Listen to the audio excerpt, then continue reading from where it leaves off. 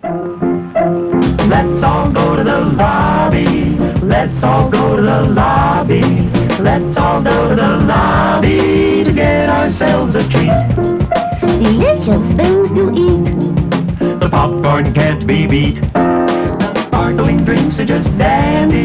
The chocolate bars and the candy. So let's all go to the lobby to get ourselves a treat.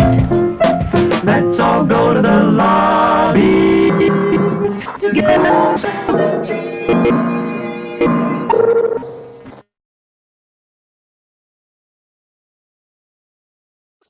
Okay, welcome to Trailer Boys, everybody. The show I created in 1975. Bob Barker said no, so finally in 2020, Sam and Nate said yes. And what we do is every week we have a theme, and you send us YouTube links for trailers, movie trailers that fit the theme, and we show them, and then we vote on them. And at the end of the night, we have the last 5 or 6 best point getters, and we take those. Then we vote again on those, and there's a trailer of the week, and there's a season, and you can accrue points and become the champion. And now we're getting into the points, so I'm going to make Nate explain it because I'm an idiot. So the points work like this. We will vote. We each get to choose from 0 to 2 points. When there's 3 of us here, we deduct 1 point off the top just to keep it even when we only have 2 people here as well. So the max points we can give it as a triplet are 3 points, or 5 points, excuse me. And then chat, you either vote yes or no. It's very simple. If you like it, you didn't like it. That's it. And then the percentages go like this. If Gooby with points, if 0 to 25% of you like the movie, if it's just the first quarter, then it's 0 points. 25 to 50, 1 point. If more than 50 but not yet 75 like it, then it's 2 points. 75 to 99, 3 points. If it gets 100%, if every single person who votes says yes, then we will give it 4 points. So the max, I think, is what? Was that 9 points? Sounds like it. I agree with Abby Sally. She says, will this part be cut out of the VOD? No, the VOD people are like, what are they talking about? I don't know. It's so much more boring than me being drunk talking about my house, though. So just to be clear, though, you vote yes if yes, you don't like the trailer. Oh, no. Oh, God. Live at work. Just gifted some subs. Oh, thank you. Or maybe it's live. I can't imagine why. Have you not been watching the last 20 minutes?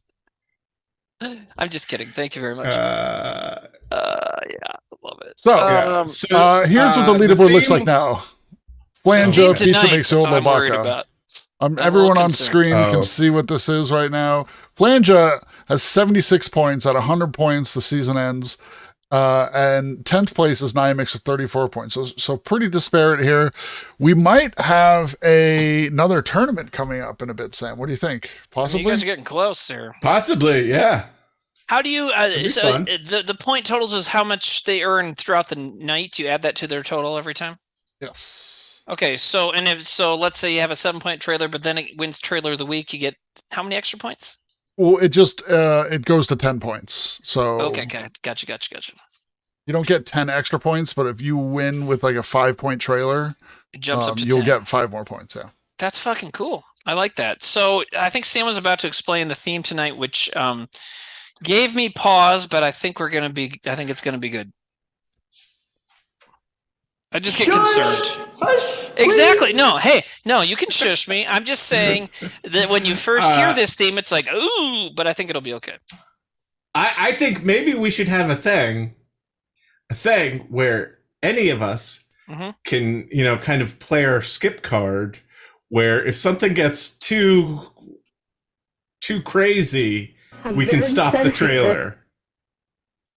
Oh, like if it's too offensive or something? If it's too offensive. And that doesn't mean we don't vote on it. We still vote on it. But we stop the theme, I'm getting ahead of myself now. The theme is something that doesn't hold up well. Right. But something that didn't age well. something. This is the not wine week. This is things that didn't get better with time. Right. And I believe when you guys post about it on Reddit or somewhere, or maybe it was on the site, miseryloves.us, where you vote, where you submit if you haven't yet. Anyways, someone said somewhere, it's not trailers that are trying to be offensive on purpose. Yes. Which is a good point. It's a trailer that at the time they made it, they're like, okay, fine. And then, but looking through it, hindsight's 2020. Now it's like, Lee, So I think the best example of what would not be acceptable is a trailer from whatever show it was that I was last on, that fucking late 70s, early 80s trailer, Frat something, where the narrator said every 4 seconds, like, this is the most offensive comedy ever. Like, no, you don't want one like that. You want something like The Ringer. Or things like that. The thing with two brains, which was a trailer I think won recently, where it starts out with what happens, or who would have thought it was a bad idea to take this racist old white guy. Oh yeah. And attach a Black Soul Brother's head on him. Yeah. Wow. Which that was the terminology in the trailer. That's not. Not a Toffee says nobody batted an eye before, but now it's worth a second glance. Exactly. That's like the kind of thing we're talking about, right? I think that's a good explanation. Yeah. Well, Timmy, the winner of last week's Wacky Sports, not last week, but the last episode we did, which was Wacky Sports, actually was the inspiration for this. So did I leave before the end of that one? I think I did, because I don't remember the trailer of the week. Anyways, it was a movie called Slow Mo. Oh, yeah. Oh, my God. Was the inspiration for this week? Yeah. Because, Jesus. I was sitting here going, like, did Bad News Bears win? Slow-mo, oh, my God. Are we going to watch the trailer? Do you want to see it? Yeah, do you want to see it right now? Well, and I think that's a great way to also, because we always play the trailer of the week, but showing this particular one also will give a good example to anyone who has not submitted yet what exactly we're looking for. Because Jesus. Well, let's see. Because Jesus. Yeah, Jesus was nowhere to be found. In 1945, I'm not getting sound, Nathaniel. Is there sound yet? scientists of the Third I'm getting Reich sound. created the ultimate How do I have weapon. not? Why do I Is not the have volume on the It's probably site? it's probably my. Oh, I got it. Power. It was just mine. There we go. I'm good. Its secret, uncovered by the United States military. Its abilities, destroyed to keep them from the hands of the enemy. But it's weird how it didn't say later, a lot of stuff this bad about it. It wasn't like the horrible Nazis. Into the hands Right. of the most unlikely person imaginable. People are saying the trailer's quiet, but I don't think there's something we From can do the about that, creators right? of the Buttercream Gang and Rigoletto. Look at these glasses. They're slow They, motion. they can turn the When I trailer wore volume them, up. everything slowed down and I sped up. Comes a new kind of sports hero. Tornado tryouts for next week. You think you're gonna try for the team because it's some magic slow motion glasses? Ready? Yeah. He still had the Nazi thing on that you could see. But I will called the this swastika Nazi the Nazi experiment thing. attract unwanted attention? They could be after the glasses. Maybe they're Russian. Or will it be this slowpoke's Or secret maybe weapon they're to Nazis. his world of baseball, bullies, and babes? See you later, Mom. Hi. Fine. Slow-mo. I get caught. Loose the dog on him. Or something.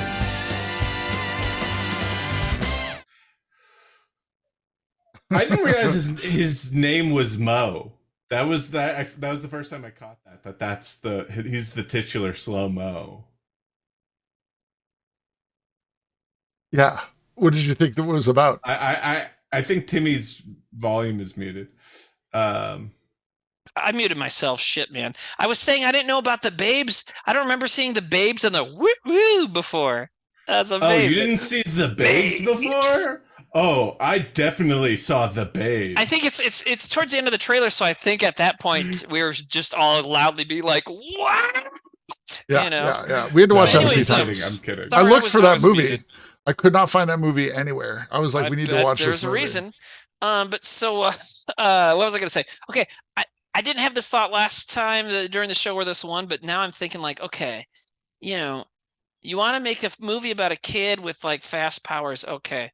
The Flash is a thing. Just fucking rip off the Flash. Like, why did you have to have Nazis? Yeah. Why does it have to be Nazi technology? Like, we have the Flash. Even if you were like, well, they didn't have Flash in the 50s. They did. Flash been around since the 30s. Just fucking rip off the Flash. Why Nazis? I don't get it. Yeah. There's so many other paths to take. Yeah, just have some experiment. Why? I mean, the thing it's like when you watch a movie and they've already established the bad guy's bad, but then he tries to like rape somebody, right? Or something like that in the middle to drive home that he's mad, and you're like, you didn't need to do that. And it's like, for this, it's like, unless you're gonna like explicit, sometimes you do put something that horrible in a story because it's it's important for the story. But like, so if you're gonna have the Nazis make your technology, maybe you should like also mention they're bad.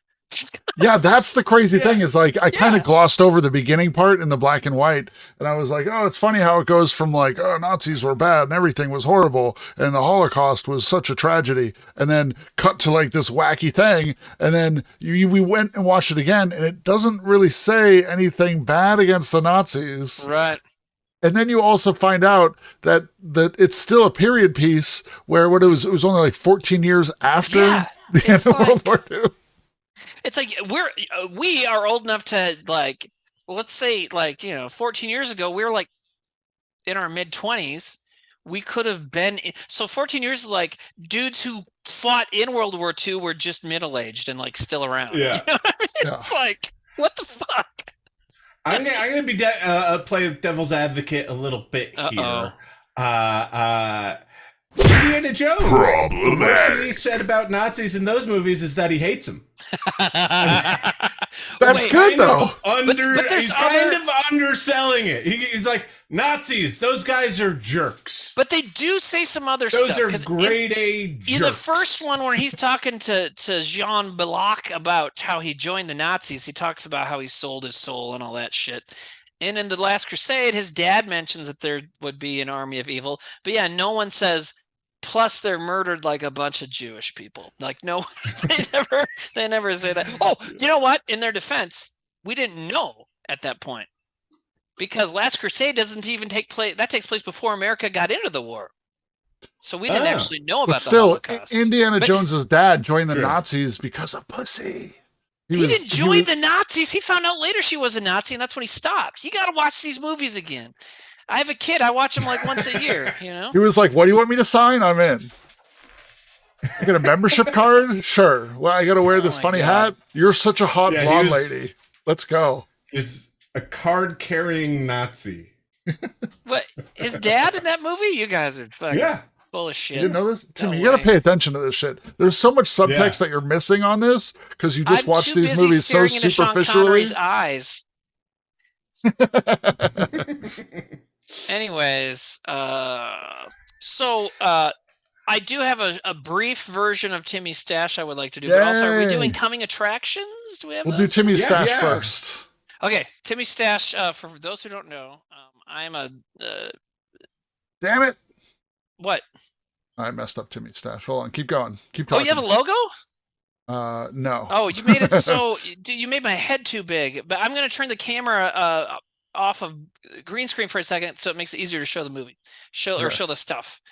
Okay, so we'll just do that real quick. Okay, cool. So for those of you that don't know, I collect a whole bunch of Blu-rays, and it's a thing. I have a bunch, and I just saw a funny comment that says, "Listen, unless you've been whipped by a lady in an SS uniform, you don't know you won't like it." Spray it all over my chest and hair. Exactly. Okay, so that's what I say when I go to the Blu-ray store. So, but so a lot of people are like, really? Physical media? What the fuck? And so I've got there's been a lot of sales lately because a lot of the genre places do Valentine's Day sales. So I bought a bunch of stuff, but I'm just going to show two titles that I think this is going to be like the yin and the yang, like the two sides of the coin of what it's like being deep into this collecting Blu-ray stuff. Okay, so the first thing I have is like something I wanted to get for a long time, but it was like expensive. It was like $170, but it went on sale for $70. So I'm like, fuck, I got to get it. And it's, definitely a part of film history and very cool. It's a huge Shaw scope set. So you check this out. And so It's like 12 of the Shawscope movies. They're a big Hong Kong studio in the 60s or in the 70s mainly, and they made a bunch of kung fu movies. So they took a bunch of their movies and they made this beautiful like book for it, and they have a great setup for all the discs. And there's extra discs of the soundtrack and stuff. There's documentaries and stuff. And this is like, especially if you're a kung fu fan, but even like just a film fan, you would be like, okay, great. This is like a really nice thing to get for what was an important part of movies and history, and especially kung fu movies, So it's like an important kind of, it's a very well done collection of like historical film artifacts, right? And so a lot of people that collect Blu-rays are into that kind of shit. Like, well, you want it, like Criterion's whole label is about that. Like, let's get the important movies and we're going to do them up nice so that people can have them, right? But then the other side of doing Blu-ray stuff of these Blu-ray companies and collecting Blu-rays is that sometimes these very specific kind of genre, small boutique Blu-ray places will grab some movie that maybe was talked about at the time, but it was maybe a big flop or just kind of a movie no one remembers. Then they'll give it the fucking same treatment they would give it to this classic stuff, like what I just showed. They'll do new transfers and they'll do new documentaries and find another cut of it even and put on the disc. And they put it, so they do all that and they get nice art on the cover, and they know that guys like me will buy them, which is why I now have a very nice Blu-ray of Waterworld. Oh my God. I love it. Oh, I really like, what's that, Arrow? Yeah, dude, Arrow's great. Arrow did the other thing I showed too, but yeah. Yeah. But dude, so that's the two sides of the dark coin of collecting Blu-rays. It's like, oh, really cool classic shit that deserves this awesome treatment, and then Waterworld. And I bought it because I wanted to get free shipping where I was shopping at this site, and the Shawscope thing alone wasn't enough. So how's the transfer? We haven't watched it yet because I just got these in the mail like a day ago. But here's the funny thing about this. There's a theatrical cut, which is, a little over 2 hours. And then there's a second cut of this movie. I've never heard of this. It's called the Ulysses cut, and it's 3 hours of Waterworld. Wow. Okay, here's the thing: it's a good it's 43 minutes longer than the cinema version, like the one that went to the theaters. Like what the fuck? My interest is piqued. Well, yeah, you want to come over and watch this 3 hour Waterworld? Dude, right, it's called the Ulysses cut. Why do they call it the Ulysses cut? Oh my God. Does that have 4K or just the this does not have the 4K. Sam, you can't ask Timmy about 4K. I just don't have it yet. Why can't you ask me? Did I blow up on somebody once or what? Yeah, you were very sensitive about it. What did they do? You were like, people keep asking me why I'm not. I'm very sensitive. I can't hear you now. Yeah, Sam was playing all of them. You were just very angry at people asking you about 4K. Oh, they're all telling me to get 4K instead. It's like, dude, I have a lot of Blu-rays, and I'm not gonna do I'm very sensitive. Anyways, it was something about like not. They're like, why? Someone asked, why didn't you get the 4K of something? I'm like, because I don't have a 4K player. Yeah. It's like, hey man, how come you didn't buy a jet ski? I don't have a lake. Spray it all over my chest and hair. That didn't make as much sense. Let's just move on. You need a PS5. Shut up, Sam. No, you're right. I'm very sensitive. All right, I'm gonna leave. Anyways, you can take it off my face yet? Oh, I gotta switch my camera back. Sorry. Explicit. Okay. All right. Okay. All right. So, are we ready for coming attractions? Yes. Let me hit the button. Okay. This week was last week was the Super Bowl. There were some big Super Bowl coming attractions. And yeah. Oh, are we gonna watch Super Bowl trailers? The trailers that showed during the game? Not necessarily Super Bowl, because they also released the trailers. Oh, right. Not necessarily. Guy Incognito says we need to watch Waterworld on Mid Hunters. Do you have an official name for your screening nights now, Nate? Mid Hunters. Yeah, Mid Hunters. Yeah, that is so great. I love that. Who came up with that? Me. I'm a genius. You did? Nice. You are a genius. Wait. You came up with this? That does not track. It does. It's too good. It's too good. No, You I did didn't not mean come- that. I mean, like, a lot of our stuff gets, a lot of the little names and things get made up by, random chat people, so that's what You it should is. see the true. graphic is straight out of the Mindhunters TV show, but I just put my face all over it and changed to say Midhunter. And then this week we are getting into the Twilight series. Ooh. Wow, I've always wanted to, and I know that you're gonna tell me to show up. I can't guarantee that. I'm just so bad at doing that. It's, But I mean, it's I would there love if you to want see it. those. But I know, what's fun is but- we'll watch the movies and then let people vote if they think it's like mid plus or mid minus. So some of the movies you watch and you're mid, and you're like, this is not a good movie. I've already forgotten like what we've watched, but some of them are like, whoa, this is a much like Drumline is an amazing movie. Oh, Sam and I watched that like 100 years ago. Sam, we used to like that movie. And what's the other one like that we liked? Was it one of the dancing ones or what was it? I remember Drumline. What was you the and Channing Tatum series? Magical the dancing Michael? one. No, not that one. No, not Magical Michael. Magical Michael. The dancing to the streets, up Step to the Up, streets, Step step up Up. to the and one of them's called Step Up to the Streets. Okay, yeah. That is on the docket. Darren and Trevor went on a huge Step Up binge before. I mean, I don't think we own the Step Up series as much as Darren and Trevor. No, but you and I watched Drumline. I remember watching Drumline with you, right? Yeah, that sounds right. Yeah. So the action guy that I've talked about a few times, he's a writer, movies, and he digs deep into genre stuff.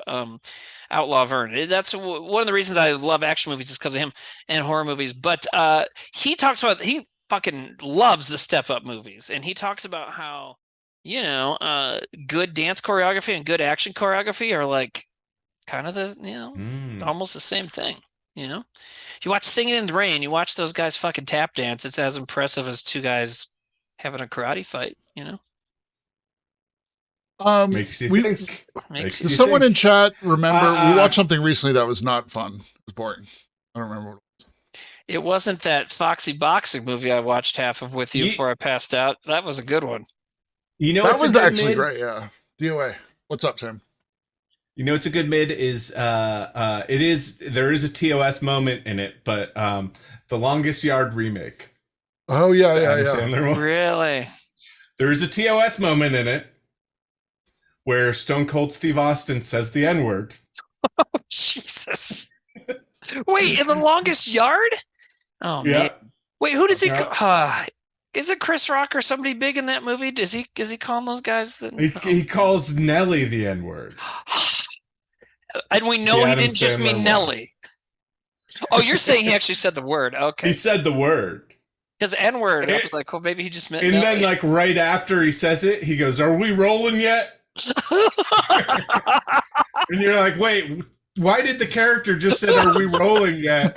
I'm ready to shoot this thing."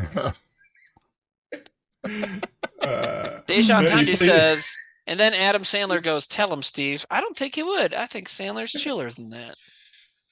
All right, are we ready for these trailers? Yeah, man. Speed Racer. Speed Racer was the movie we watched that was not as good as we were hoping it would be. You're an insane person. I think that movie's great. I mean, honestly, like I had such high hopes, and I was like, this movie is a gem that people have forgotten about. And then we watched it, and it was like, wow, this is a visually confusing train wreck of a story. Oh my god, I love it so much, and I'm getting so mad right now. I thought stuff. I'm just kidding. I'm used to you guys not liking anything cool. Answer something in the chat Yes. for Fudgy stuff. Goldberg and Stone Cold are both in that movie. Finally confirming they're different dudes. I mean, I'm not sure if they're in the same shot. There's also Kevin Nash is in it. Oh man, I love Kevin Nash. And he's a Magical Michael. Yeah, he is. Yeah. Because the guy fucking looked good at like 50 years old or whatever he is. He's also in Jonathan, and he's in Wickle. John Wick. He's in The Curious Case of Jonathan Wickle, Part 1. Oh, I don't know if you guys saw. Well, well, maybe we're going to see the John Wick 4 trailer, but they put out some posters. No. My favorite in-shape British martial arts guy, Scott Adkins, is in it, but he's like wearing a fat suit. He's like playing like this fat British guy. So I'm kind of wondering why. Because it's like a fighting movie. But anyways, go ahead. Sorry. Are we ready? Yeah, sorry. Tetris? Tetris. Tetris. Tetris. Trailer. It's the perfect game. It was the most beautiful thing I'd ever seen. I played for 5 minutes. I still see falling blocks in my dreams. It's poetry, art, and math all working in magical synchronicity. It's the perfect game. Tetris? Tetris. Tetris. Tetris. Tetris. I don't get it. It's a combination of tetra, Greek for 4, and tennis. Tennis. The Russian inventor, he likes tennis. This game isn't just addictive, it stays with you. This is a once-in-a-lifetime opportunity. Hank, only 10 other people in the world have seen what you're about to see. It's called the Game Boy. Package it with Tetris. Can you get us the rights? The Soviet Union had worldwide rights. Nothing gets out easily. I'm gonna go to Moscow. You're walking into a country that still considers America enemy numero uno. Okie dokie. You sure you don't have to talk to your wife about this first? Pioneers have to bet the house to win. But not literally. Listen. Have you ever heard our apartment this quiet before? This is the inventor of Tetris. Your game is brilliant. I'm gonna make you a millionaire. Mr. Rogers, have you ever negotiated with the Soviets? We're here for Tetris. We все здесь только ради денег. What do you say? I don't speak Russian. The most powerful man in Communist Party is watching you and your family. Do you know where your husband is? What the hell is going on? The world is changing, and Soviet Union will not be left behind. You want to play with the big boys?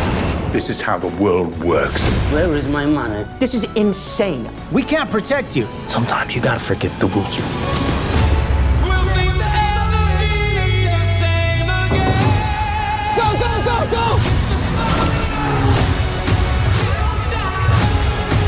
This is criminal. The Soviet Union is about to implode. They're lying. Everybody's lying. Go home! The cavalry is coming. We don't have time. I have a plan. Oh, come on. You guys are the kings of cliffhangers.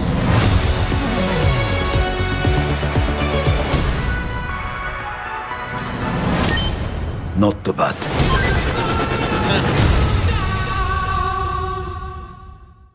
Fudgy Stuff, I agree.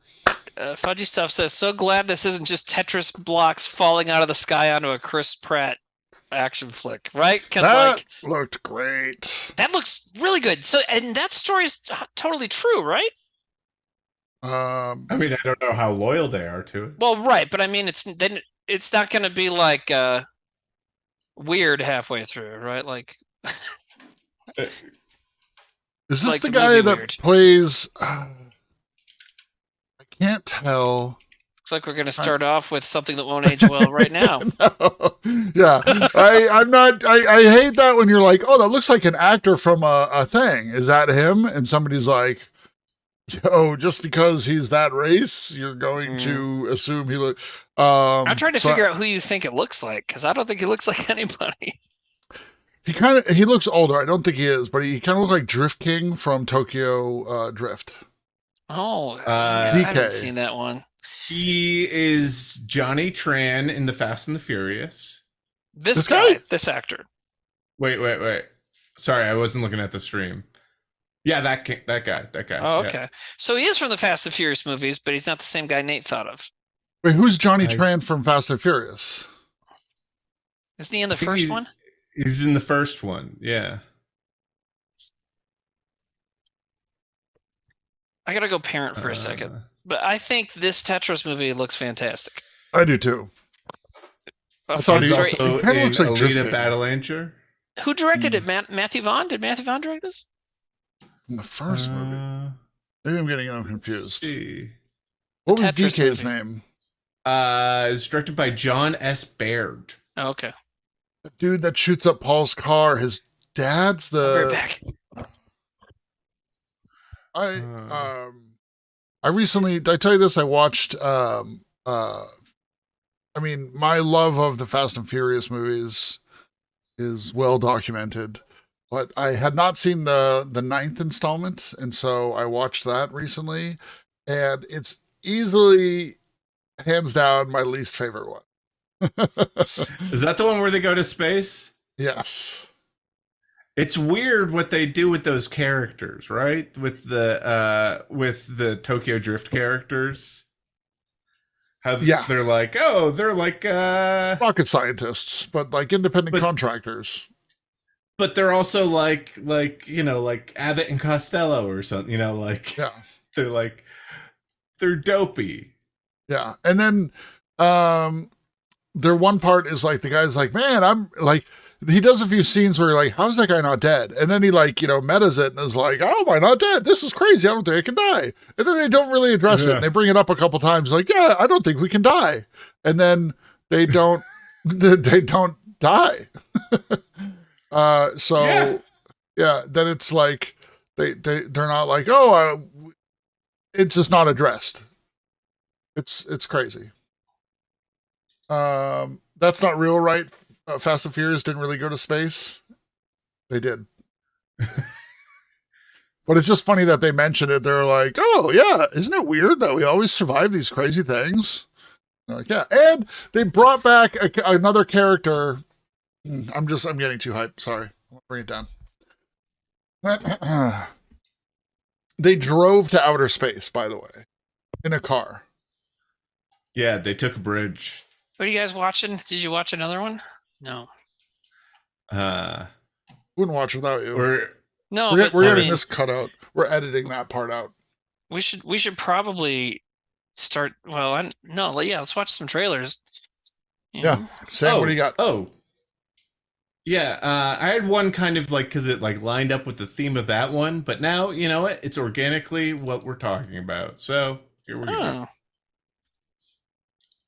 Just one about Marvel Snap. Oh. I know that this road has been very hard. And yet here you are. Han is alive. Building this magnificent family. What's going on in that? You guys want to know something? I've only ever seen the first one. Stop embarrassing yourself on stream. They're not afraid of anything. It's funny how they all are definitely like much older, but still trying to look the same age. Yeah, like that shot of Vin just now looked weird. You're about to learn all. Number 9 has so much CGI in it on their faces. Really? Yeah, it's crazy. Why are they what? Love and family. I never got that chance. Michelle Rodriguez's hair in this one looks great. What? Oh, okay. It's just flashback. My friend. Oh yeah, I was like, wait, what? And now, I'm gonna break yours. Piece by piece.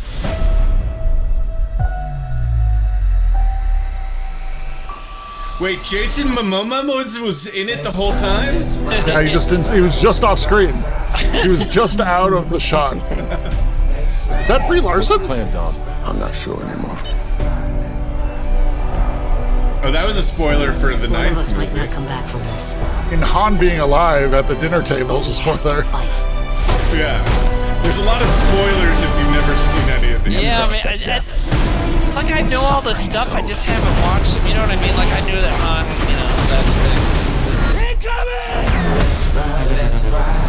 so I've only seen the first one, like, what are their jobs now in these? It's a setup. We're retired. He's trying to tear us apart. Seriously, do you ever think about that? Like, what the fuck is this? What are they doing? They work for the government. They stole billions of dollars. To stop the bloodbath. That's the problem with having such a big family. Why is there still so How much you left of this choose trailer? The ones you save. There's so much story. 3.5. Dude, this is almost a 4-minute trailer. For a movie everyone's gonna see. Not you. Not me. Well, if we can catch up before then, I will. Jonathan Cena's in this, though.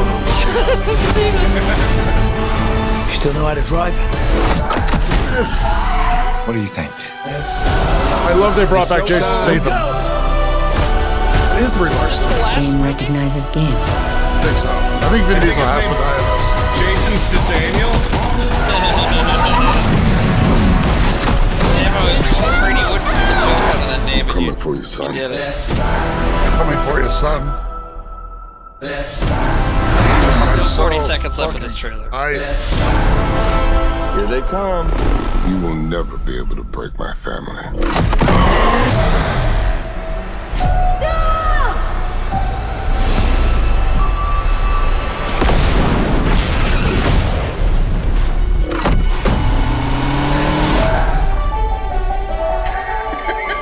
I've got goosebumps. There's still 10 seconds left. You got it. 15. What?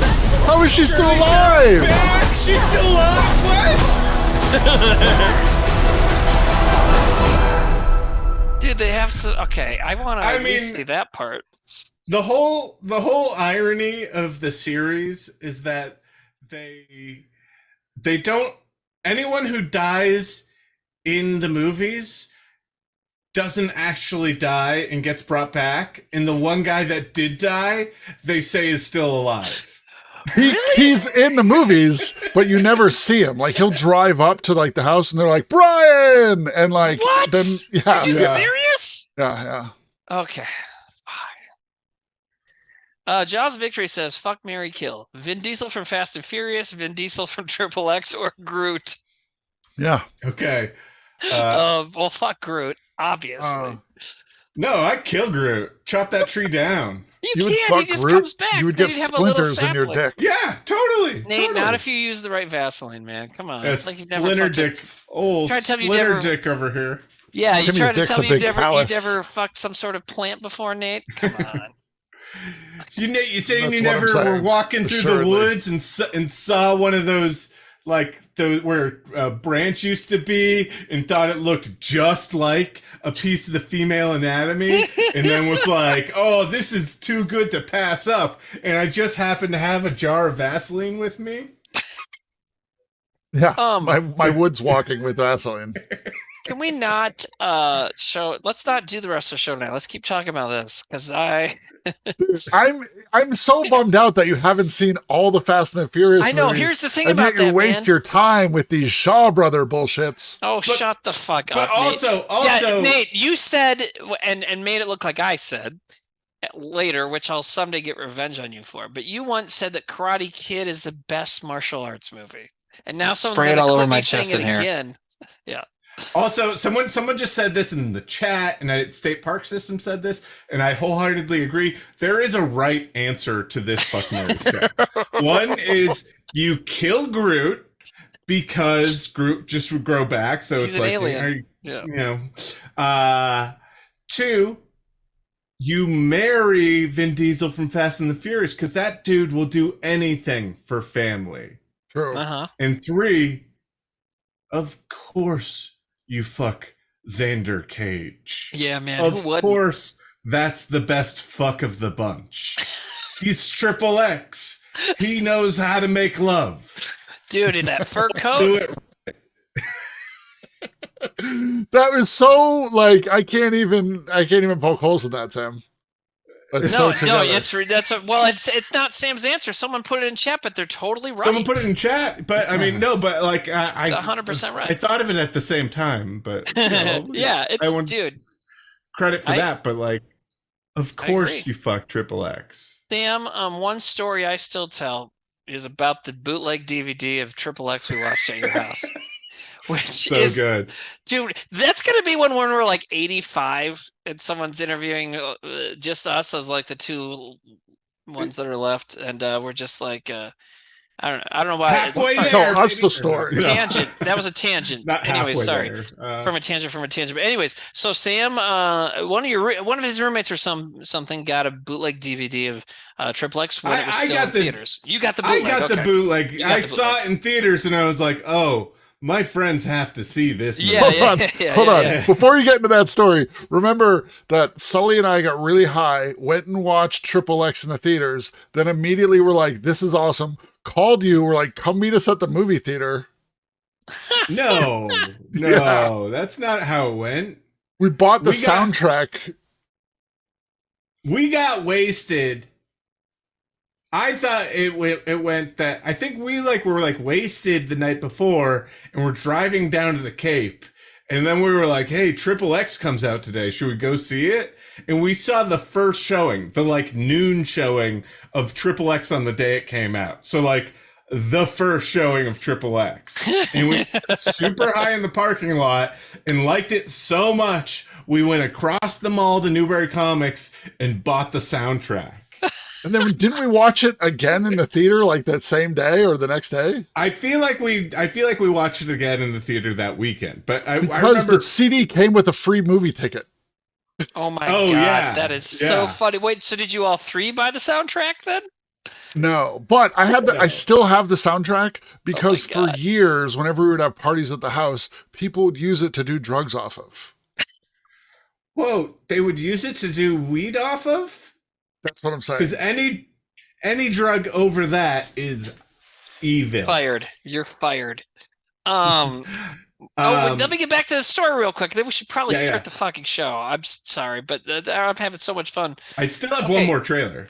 Okay, yeah. Well, let me just finish the Triple X story real quick because Sam got this bootleg of Triple X, and yes, Nate's the one that made him see it. So this is really Nate's story apparently. But anyway, so Sam got the bootleg of Triple X from somewhere in New York, and we watched it at his apartment. And so there's subtitles. The movie's it's the English version of the movie. But there's subtitles in English, but they were written by I don't know. How do you explain it, Sam? It's like the subtitles. Yeah. It looked like the someone watched the movie and was like, all right, I'm going to translate what they're saying.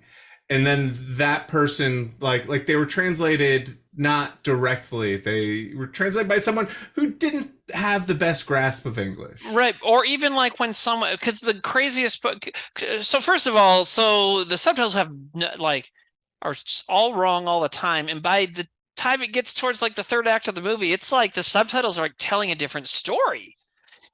Practically. And they called it. Yeah. The highlights were they called Triple X Mr. Santa. No, Mr. Alice. It was Mr. Alice. I remember I thought it was Mr. Santa. You know what? It probably is both. I bet they both happen in it. Yeah, probably both. Yeah. It's weird that it was Mr. Anything. Yeah. There's a part where Vin Diesel was sitting there and saying nothing, and it just threw up the word bitch. That was so funny. I think about that all the time still. That was 20 years ago. But then my favorite thing, because I thought this was it showed something about the person who was writing the subtitles, was there's a part where he's talking to Asia Argento, and he says, oh, is that why you sneak around castles at night? And the translation of that is that why you do normal things? So that person thinks sneak around a castle at night and being Dario Argento's daughter is just normal things. Yeah, that guy, whoever that was like, don't yuck my yum. Don't kink shame me. Who produced that bootleg, you think? I don't know. I have an idea, though. I think it might have been. I will say this. Also, to add to that, the guys who brought you Run, Bitch, Run. Oh, my God. Also, I will say the other funny fold of it was we were like, what is this DVD? And we looked at it and we realized that, the image was the image for Triple X. The cast director thing was to a different movie, and the movie description on the back was to a completely different movie. Yeah, and that was a common thing. I found out later that's kind of a common thing on bootlegs. They still just do put that, some other movie on the. It's why even bother? Why just don't put anything there? And so you go, oh, there is a description. Oh, this was made by a cast and a director. And then you're looking at it, you're like, oh, I didn't know that there was a fifth Pirates of the Caribbean movie, or that this movie is that. Huh. Yeah. All right, you ready for the last trailer? Next trailer, yes. Let's do it. Oh, fuck 1984 yeah. has been a tough year. Our sales are down, our growth is down.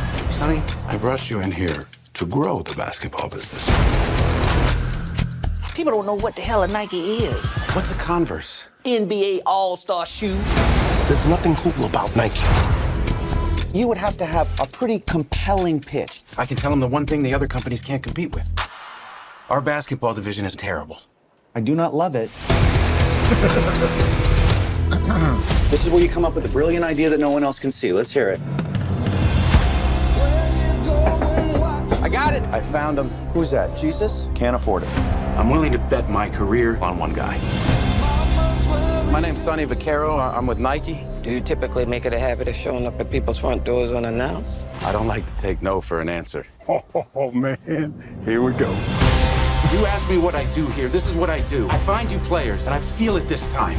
Yeah, okay, it's risky. When you were selling sneakers out of the back of your Plymouth, that was risky. Don't change that now. For a rookie? Yes. Who's never set foot on an NBA court. That's the literal definition of rookie, yeah. What's the plan? We build a shoe line around just him. I need the greatest basketball shoe that's ever been made. Who's the player? Michael Jordan. Oh, I thought it was going to be him. I thought this was a Batman movie. Oh, Jason Batman did it. That's what I thought. Yeah. You have our attention. Should have been. Who's the player? Michael Jordan? No, wait, that's not right. Let me see. What was his name? Miguel Jordan. And his story. Magic Jordan. I mean, Michael Jordan. A shoe is just a shoe. Until my son steps into it. Oh, man. And You got a name for it? Air Jordan. I don't know. Seriously? Well, maybe Let's it'll grow drop on me. the thought. He's like the Air Jordan. I got that. Drop now. the. Oh my god. All right. Looks dope. I like the chemistry between those two guys. Who the Matt Affleck and Ben Damon? Yeah. Yeah. I don't know who those guys are, but I like to see them both in together. They look like they got history. That is a very high budget commercial to sell shoes. Also, it's not a great trailer, I didn't think. I thought it's okay. You look at Tetris, that trailer. Yes, they said a lot of the plot, but I also feel like I don't quite know what that movie's about. This is a similar story, right, about a famous product and all the crazy machinations that went on that you don't know about before it came out. And I feel like the whole story is in the trailer. You know what I mean? I wish they had a moment. Happens. I wish he didn't say Michael Jordan. I wish he was like, what's his name? And Matthew Jordan. Michael Jordan. I forget, but he'll be good. Some kid, some guy throws a ball. Mike Jordan? Mike Jordan. Yeah, It's Mike Jordan. Mike Jordan. That would be actually pretty Here, good. let's drop the. It'll be, instead of the Mike Jordan, you just be Michael Jordan. Oh, man. Alrighty, I got a trailer Mabel for the actual Jordan. game. Hold on one sec. Sorry, I'm not trying to cut off your bit. I'm sorry. Vamp a bit. What? Okay. Nate, what'd you say? He said vamp. We're vamping. Oh, Get yeah. it? Go, you're like Vampires. No. Oh, Vampires. okay. But just do whatever you want. I got kind of. I was just gonna check the sidetracked. donos to see if any. There's one from anyone- Friday. Did you read that one? Yeah, I read that one. Okay.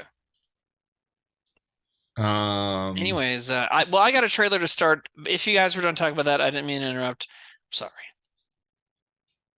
Yeah, we're good. We're good to go. All right. I mean, So you want to? Should we explain the? Huh? What? Get it lined up. I'm ready. I got one right now. Do we want to explain the theme real quick before we hit play? And the theme this week is trailers that did not age well. And did not age well. So, and again, there's a possibility that something is like making us feel like it's dangerous. We will stop the trailer and we'll vote on it there. Okay? Yeah. Do we need a safe word for that? What are we going to do there? What is the safe word for it? I don't know. Just Sam. say abort. Nate. Just that, like, whoever picked a trailer, you just start saying their name a lot. What do you think? What's the safe word? DW Record says titty bockers. I like that because I don't really quite get that, but it says titty in it. Just say abort. Resident Stevel says the safe word is banana, which I was gonna say, but I'm like, it's weird when we make references. Yeah, is it weird when we make references? I don't know. I made a blue hair joke on Twitter the other day. People liked it, so yeah. Okay, so I'll play the first trailer. Are we ready? Yeah. Okay.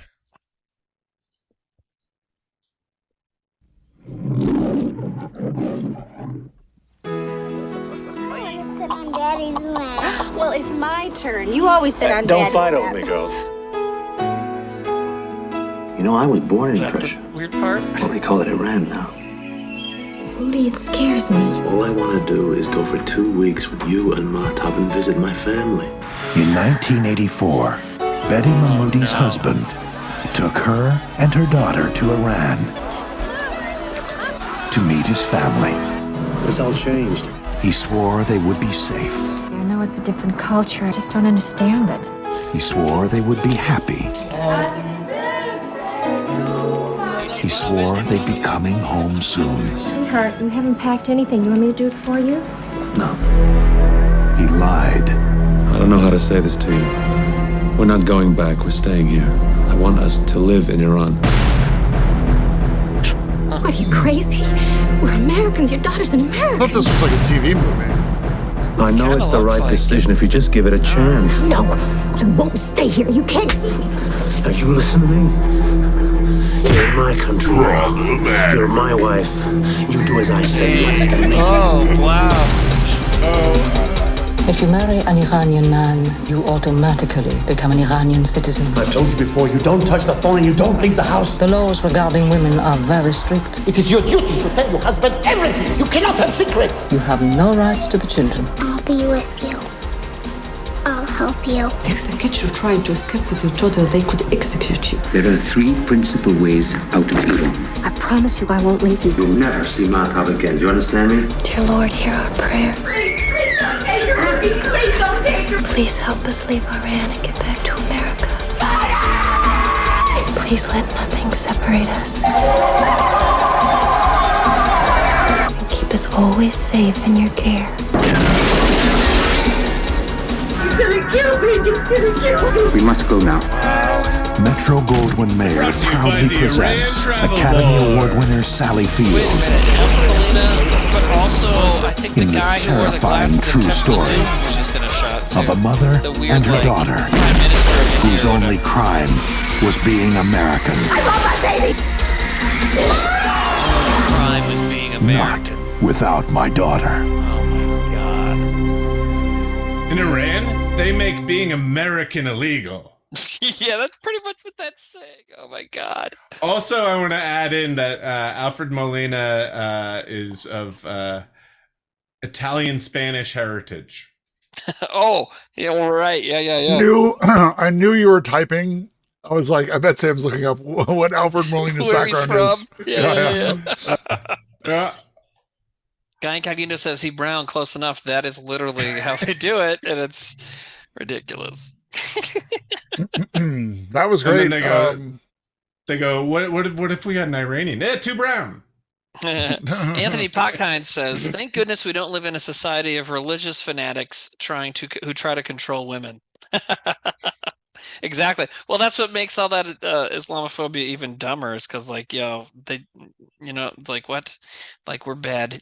You think we don't mistreat people like that here? Same, baby. Anyways, so I like. Okay. as a trailer. So here's the thing with tonight, guys. Like, okay, everything's going to be problematic. We know that. But like, I also am just trying to judge it as just like a trailer.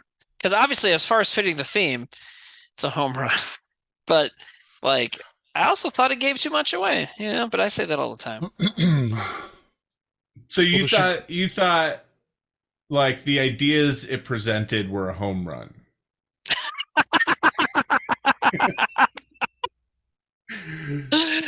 Perfect. I mean, hey, this is an open forum, right? This is America. I have freedom of speech. No, of course not. But just to remind chat, a few people are like, "What is the yes or no?" It's do you like the trailer? And again, we're voting on the trailer, not the movie. Does it fit the theme? Which I think it does because it's problematic. And there were a few problematic parts content-wise, but also the meta of Alfred Molina playing an Iranian man back then all the time. Now they'd be like, why can't he, Yeah, why didn't you get an Iranian actor? So I thought it was good. I liked the trailer. It had the suspense and it had the information. Yeah. I don't think it gave too much away. Yeah, maybe you're right. Now I'm thinking about it. Yeah. And so I'm going to give it 2 points. I thought it was a good kickoff. I agree. I'll give it 2. Samwise? Yeah, I thought it was a good kickoff, and that's why I was already thinking about giving it 2. So we're giving it 5. And what's chat? Oh, chat's at 3 points, right? 78%. 78%. All right, so that's 8. Kicking us off with 8 points for Beach That Makes You Old. Beach is a strong contender. Beach is a strong contender, but I feel really like hits the theme. Yeah. If we hadn't already explained the theme, and I thought we did a good job of that, if we hadn't already done that and just showed this instead, I think people would get it. You know, it's like this. Hey guys, I got a question. How do we feel about the male form? I mean, the male behind is that? I saw that note too. Is that TOS? There's a time code in there, Nate. If you want to. I think it's probably fine. There's a lot what of number? They'll show. It's I think 2. Is that what you want to play 2? Oh, I see that one. Or is it? I'm going to college tomorrow. And I may never see you again. Hold on. I didn't know you started playing it. Wow, you really cut me down there. Okay. Me? Yeah, you really. No, I didn't flip over yet. I thought you were playing the trailer. Gave me a scolding. I'm sorry. Okay. Me? Are you talking to me? I'm sorry. What happened? Yeah, I'm sorry. I don't know. Nate scolded me. Nate saying. Wait. It's not live. No, we're not. It's not live on the show. I just wanted to look at this before. Let's see. What are we looking at? Kind of flesh. I don't see anything. No, that's fine. That? Yeah, that's fine. That's fine. Yeah, that's fine. That's not even there. He had a thing. I appreciate the note, but we're good. All right, you ready for that? Good. All right. Ready. You ready? All right. I'm ready. Play. I'm going to college tomorrow. And I may never see you again.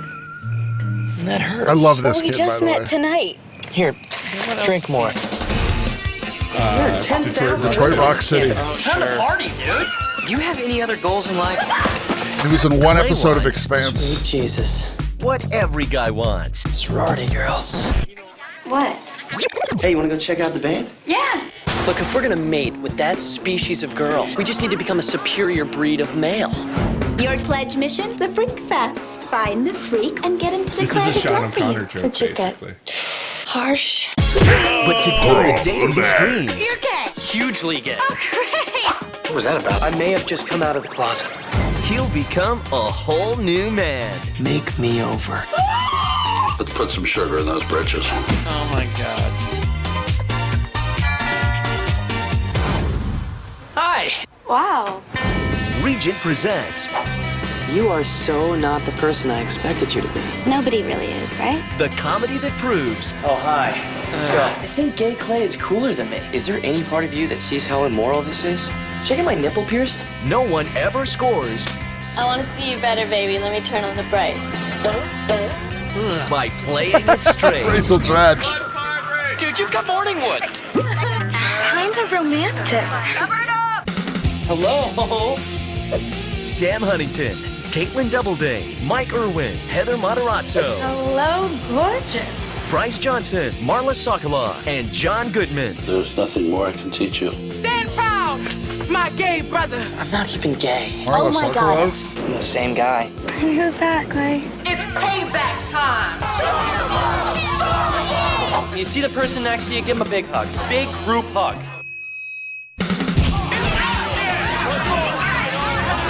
Freshman orientation. You're turning into a bitchy queen. I see. Sometimes being a bitch is all a man has Orientation. in this world.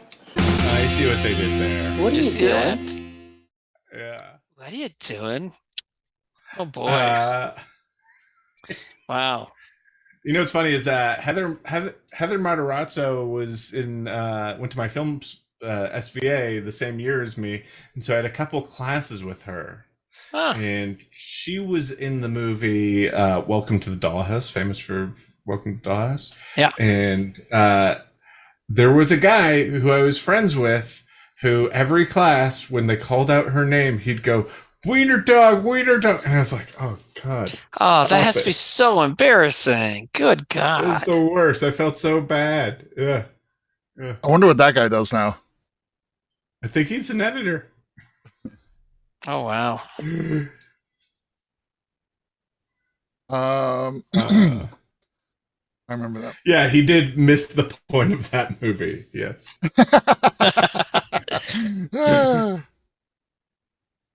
And that man was Todd Salon. Wait, just a regular Aaron. What? Just so you know, the orientation part of the title is a double entendre. What? Well, also, double entendre is not even close to spelled that way. But thanks for letting us know. Okay, so I don't think you're allowed to say orientation. I think that word's offensive. Is there such thing as a single entendre? I don't know. Let's talk about this trailer. Okay. I enjoyed it. I thought it was simple. It's very much like a traveled path. We've seen this story before in a few different ways. So I like it. I like that guy. What's his name? Sam something. Yeah. And John Goodman with the surprise, Queenie bartender part. Like, that's probably a little bit problematic too, right? Yeah, sure, How man. heavy-handed that was. Yeah. Oh yeah, definitely.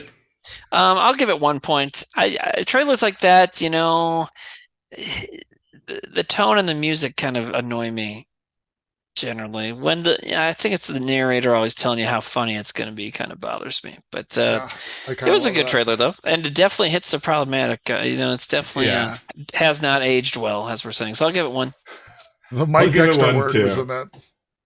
All right, so that is 3 points from us and 2 from chat so far.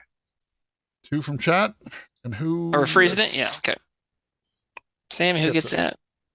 That goes to Abby Sally. Abby Sally. All right. Abby Sally. All right. 60. What was that? That was 3 points, you said? Total 5. 5. Oh, 5. Total. 2 from chat, 3 from us.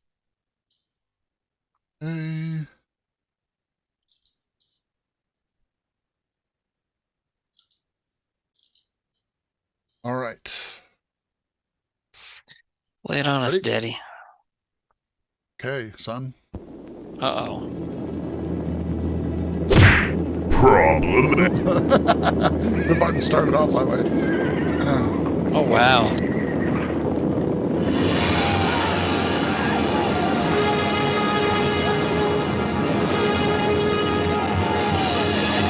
Oh, this movie. Oh, no.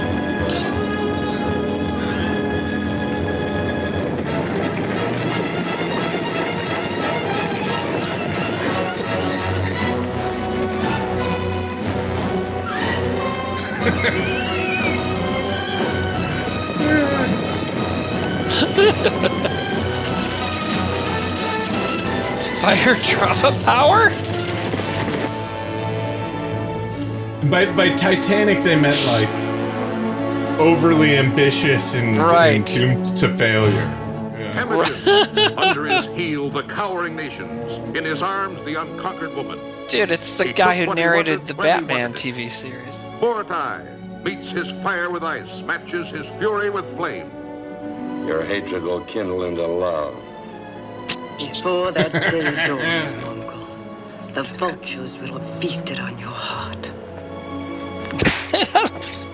Whoa. So a white guy playing an Asian guy. Okay, we'll have to go over that specific scene Having taken soon. your favors, I refuse the favor you seek. Then I would reveal your betrayal to Temujin. Horses for me and my slave woman, and safe conduct out of this camp.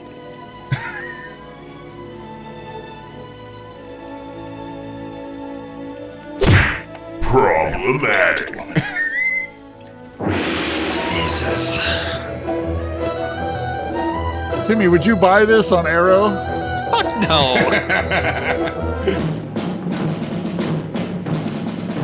Would you buy just this scene on Arrow? Maybe. Nate, are you mad that I said the Kung Fu movies are better than Waterworld? Is that the problem? You do well, Kumlik. For while I have fingers to grasp a sword Oh, wow. and eyes to see, Oh my god. your treacherous head is not safe on your shoulders, nor your daughter in her bed. This is so fucking bad. I mean, in a great way. Ugh. Yeah, the mustache is really like, wow. And the voice, it's like, I mean, I guess it'd be way worse if he was trying to do a voice. Yeah, Timmy.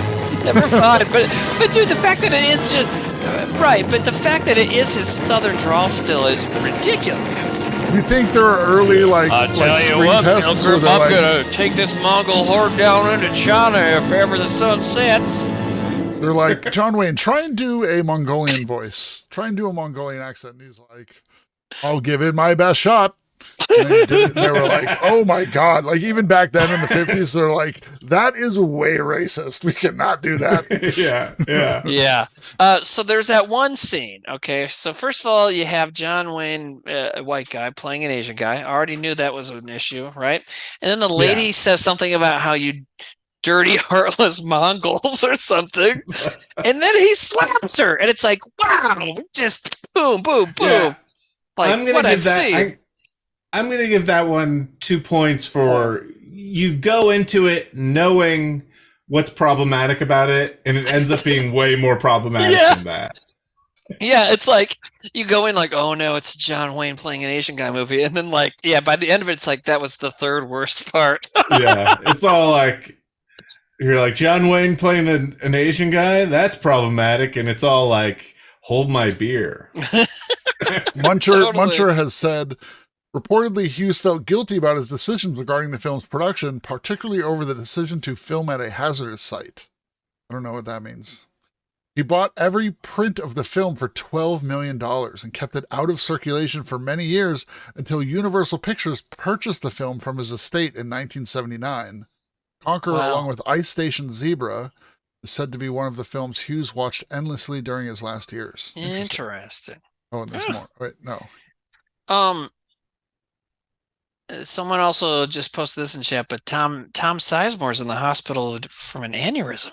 Yeah, critical condition. I heard about that earlier today. All the crew died of cancer. From this movie? Yeah. Oh, that's what they must meant by hazardous. It must be yeah, like literally physically hazardous. Hey, I'm gonna go parent for a second. That's a regular. I gave it 2 points. It's a regular Tarkovsky move there. Yeah. Crazy. All right, we're timing out.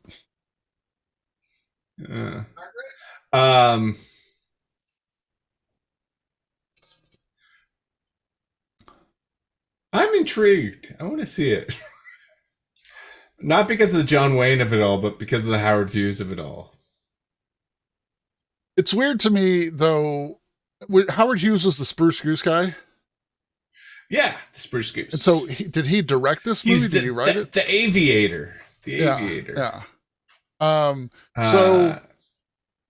So this movie was made in the 50s and 56, but it didn't go out until the 70s. So it's got to be weird too to be like, oh, there's it's like 1979 and you're like, oh, there's a John Wayne movie that no one's ever seen that just came out. Let's go watch that. And it's like from the 50s and you're like, oh, because by then, I mean, look, 79, the social things have started to change, I guess, right? I mean, I think it's probably like this long lost Howard Hughes film. I mean, he was dead by that point. Which movie? The Conqueror. Oh, this one. Okay. I don't know if you're still talking about that one. Okay. Yeah. I'm gonna give it 1 point. I knew you were gonna fucking underhand this, you little asshole. Underhanded? Why? Well, because we're both like 2 points for sure. Oh, and really? whenever Sam and I are both like 2 points for sure, you're like, well, I didn't know here's you guys the had thing. given it points yet. I'm sorry. I'm a contrarian, and no, I like not to being look cooler contrarian. than you. I genuinely want to see this movie. I don't, but I love the trailer. I'm interested because of the Howard Hughes of it all. That's what I was saying. Yeah. Mythic says, is it problematic that most of the problematic trailers are Asian? Yeah, is that how that is? We'll try and spread it around, Mythic, okay? Well, my next one is not. I picked a gay one. And I picked, mine was? Yeah, mine was about Middle Easterners. You're right. Shit. Oh. That got 4 + 3, 7 points to the Conqueror, going to Nyamix. Okay. Grimword says orientation was just the title, dude. That's ridiculous. Okay. Did anyone do breakfast at Tiffany's? I don't know. We're not going to tell you. Okay. Are we ready for? We'll find out together. We haven't watched it yet. Yeah. So if that's what's are we ready for the next one? Yep. Yeah, Timmy. I picked this one because what? Huh? To say it's your turn. Yeah, I'm ready. Sound like you already had one ready. So yeah. I was gonna say, I've heard of this movie. You guys probably have too. I was surprised to find it submitted for this category. So let's find out why.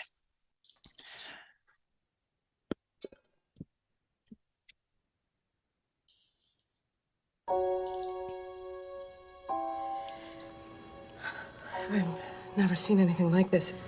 I like her. I mean, it means that you have a remarkable child. Did he do this on his own? He's just sort of taken off all of a sudden. This is genius. This isn't normal. We got 2 special kids with great minds. We have to get help. Mr. and Mrs. Wilder, let me explain this to you. Your daughter's different. I had a strange dream last night. They were gonna build a bridge right to our house. Maybe other people don't see what we see.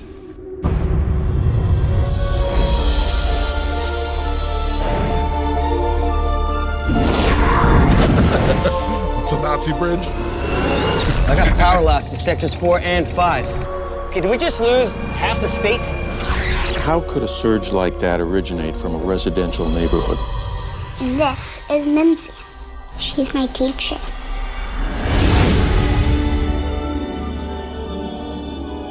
She teaches me everything. Okay, what's the context here? Wait, hold on, Timmy. Timmy, you're off on for mute. one. Okay, what? What? You were on mute. Oh yeah, I was. But Nate said it. Was that all you were going to cut in as? What'd you say, Nate? Yeah. I said I don't want to cut you off, but let me just to say that you're on mute. Okay, cool. Okay, so the context says, first of all, this person did submit 2 of the trailers that sound like they would have fit the theme. So I picked this one. And their context says, holy fuck, this movie is problematic to my fucking sanity. Okay. I was in a deep rabbit hole on Letterboxd. I came across this movie and all the reviews were talking about how it scarred them as a kid. And then all of a sudden a nightmare emerged of seeing the trailer for this movie. So I guess it's didn't age well to them personally or something. I don't know. But obviously I'm giving you that didn't work at all. It's kind of my reading of it. I didn't get that one. Yeah, I'm giving it a 0. Big Row 1 said, I think that it's the wrong trailer. Oops. Oh. Is that who submitted it? I think so. Yes. Yep. Sorry, Big Row 1. You submitted the wrong trailer. What do we always say? What do we always say, kids? What do I say a lot? And what do we generally always say? Rule number 1. Always watch your own trailers. Watch your goddamn trailer. Yeah. Dirty Randy Rule says cry 2. more. No, cry more is rule number 2. If it's your first time here, you gotta fight. Rule 3, no Jared Leto stuff. Just kidding. He'd fit into this category pretty well, especially now. But anyways, I give that one 0, and chat's 95% no right now. They're not done voting, I don't think, but they're done voting now. Yeah, I don't think that's coming back. It was like 40-2. Digging them up says, if it's your first time at Waffle House, you have to fight. Why is that so funny to me? They're like cheating out about that. It's just, I don't know. It's just one of those things that doesn't make sense, but it's perfect. All right. I'm going to pick one.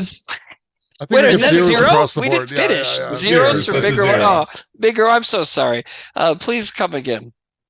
I'm going to pick one, and this one I remember being a good movie. Would like to go back and watch it again, but I want to see like the on what level it's problematic. Okay. I mean, I think I know how it's problematic, but you know, all right.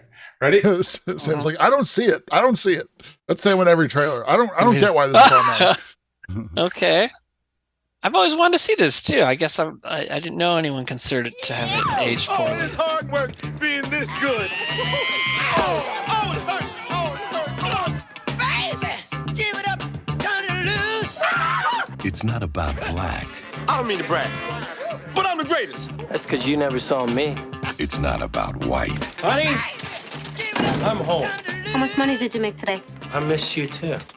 I'm sorry, honey. It's about green. That was an iconic t-shirt. I want to find out how good you are, chump. Oh, his shirt? Yeah, the explicit lyrics one? It's such a good t-shirt. I have a business proposal for you. As if you don't mind hustling. What kind of hustle? $500, baby, and you can pick my teammate. Give him the chump. You mean play basketball? Show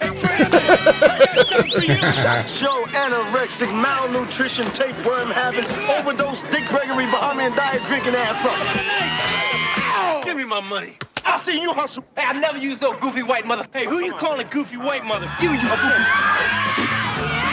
500 divided by 2. How much do you love me?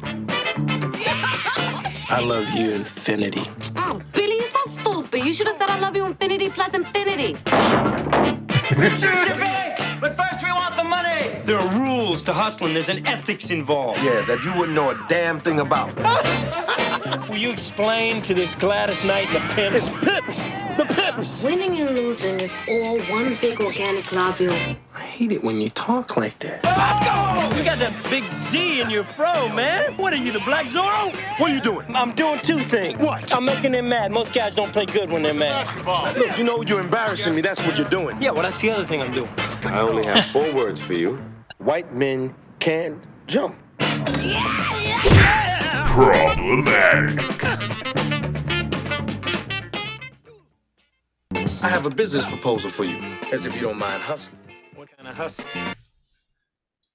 White men can't jump. Did it age poorly? Maybe there's a little bit of it that did, but did you guys really think that? Yeah. I like maybe the way it's like it's a black thing, or I don't know. Like, what would the context say? What? Yeah, let me read the context. I did like the trailer. No, it's a great trailer. I don't. Haha, no one would make this movie today. Woody Harrelson teams up with Wesley Snipes in a basketball hustle. Everything, or ever trying to prove white men can jump. all Yeah. while trying to prove white Oh, men yeah, maybe. But also he, but and even with the way Wesley says it at the ending, like I'm like kind of like, okay, so it doesn't even he's not saying it as an insult. Someone says I can't abide racial, it's negative stereotypes. I guess, but if the negative stereotype you're talking about is that white guys can't jump, I think it's the way it's presented is like not he wasn't being racist to him when he said it. I don't know. Also, I want to point out this thing that was said in chat that the Star King, who has no insignia next to their name, says, "Will the panel of white men be offended by the title?" No. It's just like when we came back on Twitch and stuff, and after being off TV for a long time, some people were like, "Well, is your name going to be offensive?" We were like, "No, I mean, I think most people understand that we never meant it as a compliment." Yeah. Oh, Mac McClung got hops. Good point, Implicate. Yeah, so somebody just won the slam dunk contest as a white dude. Is that what they said? Yeah, I think the word they used was "is a whitey." No. Mac McClung is a G League player who got signed to it. It's like the minor. It's the minor league. It's a G League for Gatorade because Gatorade sponsors it. We have a team here, or not in this town, but in South Dakota we've got one. But yeah, it's like the minor league thing. It's so like there's two ways to get in the NBA right now, and the most common way to get drafted into the NBA is through college, and you go through the draft. But if you don't make the draft, you can play in the G League and get brought up through the G League. So it's like, a farm system for basketball. But so this guy got signed to a two-way deal in the 76ers and entered the slam dunk contest at the All-Star game and scored a total of out of the 4 dunks he did, he got 50s, like perfect 50s, which is the highest score you can get in 3 of them, and a 49.8 in 1 of them.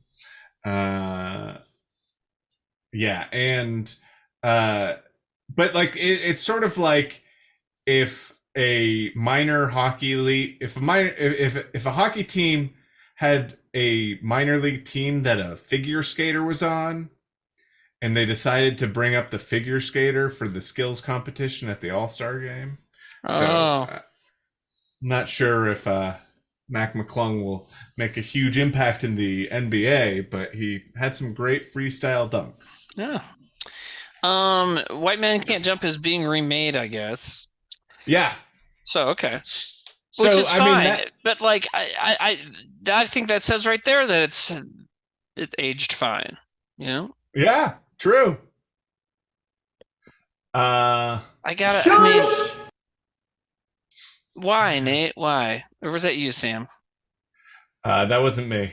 Nate, Bickham says he thinks he will. He plays really street ball. I mean, we'll see. But yeah, there's going to be a remake of this, so right. But I still really liked the trailer. I like the trailer too. I'll give it 0 because it fit the theme. Also, someone in chat just pointed this out. The very confident claim no one would make this movie today now makes it look really bad. So, I always love it when someone's like, "No, this never happened today," and it's like, it's fine.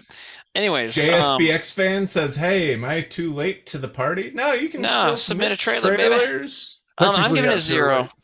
2 zeros in a row from me. That's weird. Chat gave it a 0 as well. I am not going to give it points. I mean, the thing is, I like the trailer. I like the movie. I'll give it 1 point because I like the trailer, but I do think it is off. I don't think it's as spicy. It's slightly off, though. It is very slightly off, definitely. Yeah, it's not 100% clean, but it's definitely not like anything major, I didn't think. We've been forgetting to take that point off for the 3 of us, by the way. I don't think we have. No, we haven't been. We've been doing it. Oh, we have? Yeah. So who's that going also, to? Penwell, I agree with you. I see why it was submitted, but I don't think it's. I don't think it has the juice. Belzo 33. Okay, this is a submission. Which I mean confirms to us that if you sit back, will you take the mic with you? What it confirms to us what I was afraid of, that Belzo is not Richard Belzer. Oh, I was hoping this whole time. Rip. That would have been dope. Is Richard Belzer dead? Yeah, he died today. Or Today. they announced today that he died. Yeah. Oh. He like died. I think he did die today, actually. But yeah, he just died. And supposedly his last words were "fuck you, motherfucker." That's what the story is right now. In chat, someone said the guy from SVU died. Yeah. All right, cool. Anyways, Ice-T's probably sad tonight, which is too bad. Okay. Next, Also, the trailer. Belzer family and fans, but I bet Ice-T's not happy about it. I enjoyed Homicide: Life on the Streets. Oh, did Zach do a scene with him when Zach was on an episode of that, like, as a young actor, man? Yep. And I wonder if he shared the screen with Richard Belzer. You ready for the next one, guys? Yeah. Yep. All right. Well, in order to keep the Army's hands off them, they had to keep their hands off girls. The Gay Deceivers. I'm Malcolm D. John, your landlord. Introducing Michael Greer as the gay landlord. Jesus. Oh, I'm Danny. Starring Kevin Coughlin. Oh, how do you do? I'm Elliot. Larry Casey. Well, pleased to meet you. You are the muscular one, aren't you? I just adore this cottage. And beautiful Brooke Bundy. I'm Thorne first. Oh, wait a minute, gorgeous. I got a bigger kiss on. Problematic. Tell you something. Don't tell me, tell your draft board. Hey, everybody. This is Elliot, our next-door neighbor. Jesus. Control yourself. What goes on in the Gay Deceivers when everyone begins to suspect everyone else is the darndest, gayest fairy tale you've ever seen on the motion picture screen. Let's have a look. And even little sister gets into the act. Surprise, surprise, surprise. Have I got a girl for you? Ta-da! It's getting so you can't tell the boys from the girls. What kind of a movie is this? Jesus. Do we really need that at the end? Good Wow. God. So what you kind guys. of movie is this? What kind of movie is this? Wow. Wow. Who would Just get at the this very made? end, it just like twist the knife. Like, fuck you guys. Man. Well, that No, definitely... yeah, this is also being remade. Killer DLS is right.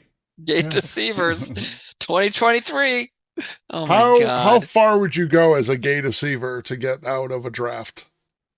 Well, I mean, Fuck a man? yeah, I mean, All dude, the way. yeah, dude, these guys are talking about this is Vietnam they're avoiding. Hell Yeah. yes. You know what I mean?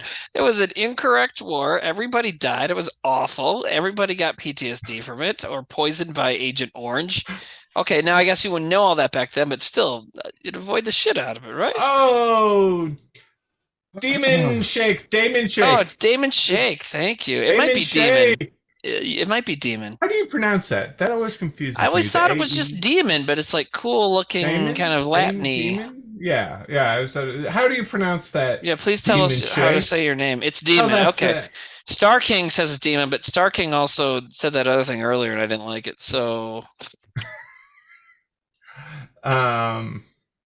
So you would marry a man and have a boyfriend for permanent life?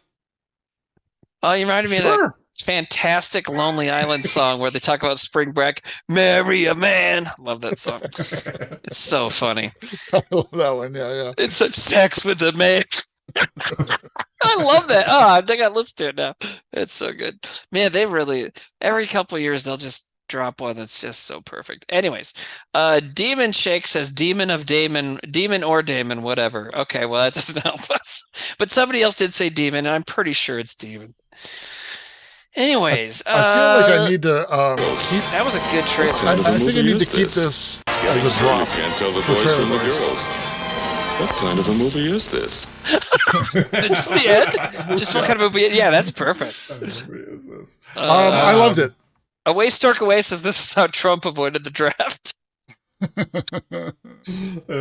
I'm big into dicks. It's something everybody's talking about. For another man to touch each other's dicks and things, and you're gonna love it. Everybody's talking about this. Anyways, bad impression. 2 points for me, man. Love it. I mean, it just came right out of the gate like is bad now. It splashed in like. Yeah, it really did. The title, as soon as whoever played the link and you saw the title, I was like, oh no. What the thing is, I don't know if you noticed, Timmy, but like when I play the trailer for the audience, I try not to you don't show transition over until the the title is gone, so they can experience the trailer without like knowing what it is. And this one was just like the Gay Deceivers. Yeah, it's like whoa. Yeah, even if you don't know that it said it like right away, right? Yeah. I think we're giving it 5 total points, and chat is giving it 91%. It's very high, but 4 people said no. And we can see who those 4 people are. Nate, don't do horse it. paint. Wow, You horse fucking paint. jerk. You're You're voting such a against Gay fucking Deception? jerk. Oh. Littman's in the tub. Wow. Littman's in the tub. Dirty Randy and the boys and Nyamix. Wow. Nyamix voted against this. So that gets a full boat. It's yeah, man. What's 3 that? 8 plus points? 5 is 8. Yeah. And wow. that's 8 points going to Silent Tally. Wow.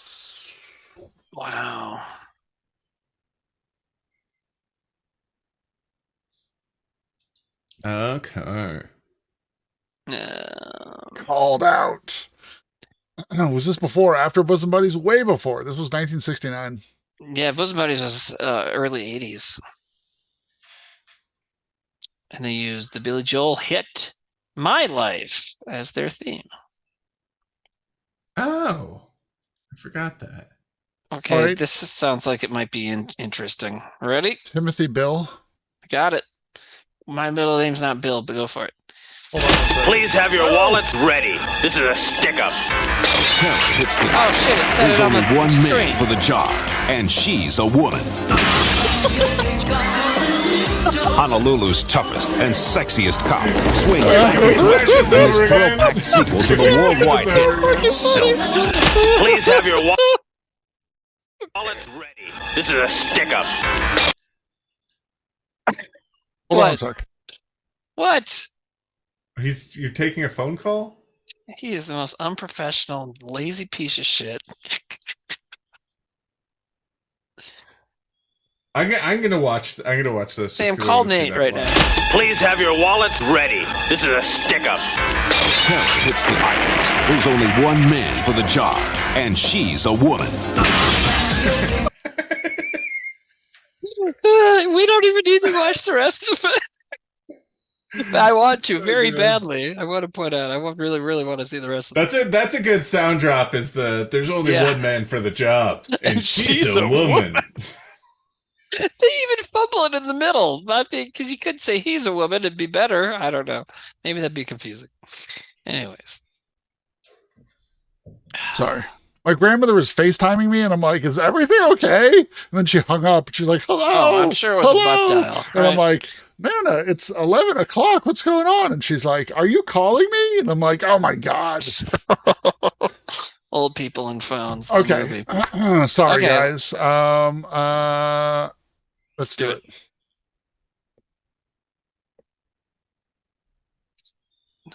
Please have your wallets ready. This is a stick-up. Terror hits the island. There's only one man for the job, and she's a woman.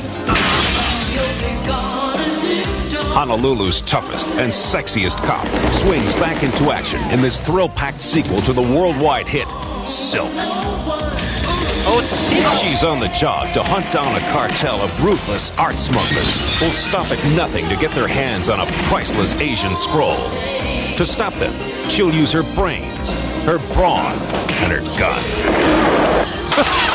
Former Playmate of the Year, Monique Gabrielle, she's a stars as playmate. the gutsy lady cop with looks, hands, and body. You'll have to kill Wait, did they say look, Crime hands, and doesn't body? pay. Yeah, what? Silk 2. Oh, did we mention she has hands? And a body, boys. This girl's got it Pretty. all. She She's has not just a- hands and whole body. 3 physical not a- attributes. She's not an ethereal face floating over 2 severed heads. She's a whole thing. And she has all the right places you like to see, boys. Oh my Hoochie God. mama. Wolf with heart coming out of his chest. Gif, you know what I mean? And if you want to see her naked, she's been in Playboy. Look it up. Look Totally it up. what this trailer said. You're right. You're totally right. Because she was in a towel when they said that too. It was a shower. Like they showed her in the shower there, and she's been in Playboy. You can see these wet tits all over the internet, kids. You know. It is weird because this is, I mean, 1989. This is pre like the internet, being widespread. You know, so that knowledge of like, oh, she's been in Playboy. You're like, all right, I have to find a way to back order some issues of Playboy if I want to see this. Yeah, it's not like you can just go to the store. Can I get the Playboy with the lady that was in it 3 years ago? Yeah, or like you have that friend who you're like, all right, hey, I know you have all the Playboys. Implicate says off to the library. Maybe that was a way. I don't know. Grimward said, as previously, like in quotes, he said, as previously seen with staples through her tits. Did they mention anything about the story and Silk 1? It must have been about a No. hot lady cop. Yeah. On Hawaii. I But love in how Hawaii, bad yeah. the sound mix is where they're like, when terror hits, and then like there's just explosions, so it sounds like they go Use like, her when hands. terror hits, blah, blah, blah, blah, there's only one man to call, and she's a woman. Well, like you can't hear when terror hits the islands at all. It's not supposed to be an offensive trailer. So that's not the point of the category. It's just things that haven't aged well. So it's Right. like something like This that fits is definitely a different time. You wouldn't see a trailer like that today. Right. It makes it's a big like deal kinda out of her hard being a girl. misogynist. Yeah. We're Right, not right, like, yeah, oh my yeah. God, oh my Cause- stars. Because he makes a big deal out of her being a woman, and then the next thing he says, like, she's sexy, or what something about her being sexy or something, right? Was Yeah. like the immediate next line. So it's like, yeah, that wouldn't happen anymore. Like, you didn't see Atomic totally. Blonde being advertised that way, you know, stuff like that. I say it a lot where it's like every trailer has to have like one thing that really like gets me. Yeah. And it's like literally the voiceover in the beginning, which is Please have your wallets ready. This is a stick-up. Terror hits the island. There's only one man for the job, and she's a woman. that's it. Like, Honolulu's clear stunt toughest woman shot and going through sexiest the cop windshield. swings It's just- back into that's action. all perfect, you know? There's only one for the job. When And terror she's hits a the woman. islands. Meanwhile, a guy named Andy Sedaris was making movie after movie after movie set in Hawaii with Playboy Playmates playing action heroes, and it never gets misogynist like that though, which is crazy. Because all his movies, like what's the big one? Hard Ticket to Hawaii. Like, you know, they're just full of like tits and violence, but like it never comes off as like, you know, It's just really sexist. artfully done. It's really not artfully peaceful. done. No, what it is like everybody's clearly having a good time. Like, because the guys are also shirtless, and the women are just as capable as the men in it. You know what I mean? But they're like, also it's- shirtless. Yeah, no, everybody's shirtless. That's the thing. It's like, okay, so everybody's shirtless, Yeah, and the men are everybody's like, horny. hey, The man help and 'em woman out. characters are all horny, but they're all also like capable. And in a lot of cases, like in one of his movies, like it's a huge plot point that like this dude thinks he's a good shot, and he never hits the target, and all the ladies are showing him up, So, anyways, it's just funny that it's like the same thing, but this is just easily more sexist, just even in the trailer. So, I give it 2 Swingle points. says Hard Ticket to Hawaii has a ton of tits and horrible acting, and yeah. It also has an exploding sex doll and a toilet snake and ladies firing rocket launchers. So, You could say the same about the show Whitest Kids. Yes. I did think about that. You're right. Okay, I gave that 2, though. That's a great... I mean, obviously, I could hardly hold it together that whole time. 2 so all the way for me. 5 from us, and what a chat. They loved it, too. Okay, so... All right, so that is 8 points to Rex Bosworth. Rex Bogsworth. Wade Bogsworth. Was he a Red Sox? Yeah, he was a Red Sox, right? Or was he a Yankee? Yeah. Can't remember. I gotta pee. I feel like I'm getting up a lot, but I'm working on it. To prostate, Timmy. Yeah, you gotta get that checked. I got it checked. If you don't believe me, you can watch that on the Trevor Moore show.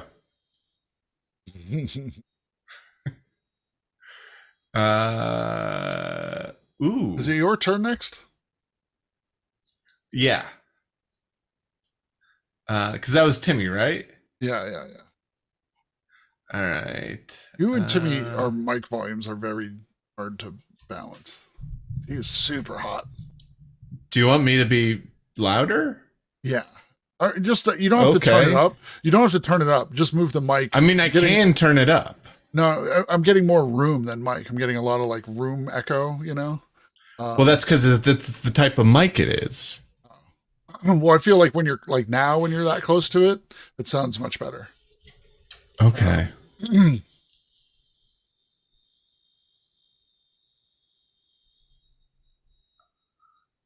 Dirty Randy does not like the trailer voting.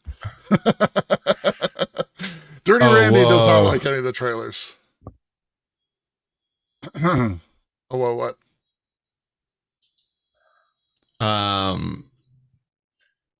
Sorry, there's a trailer here that I've been wanting to see for quite some time. You've never, the movie you want to see or the trailer you want to see? The trailer. Cool. Is anything pre-90s problematic? Yeah. Most things. Most things. Yeah.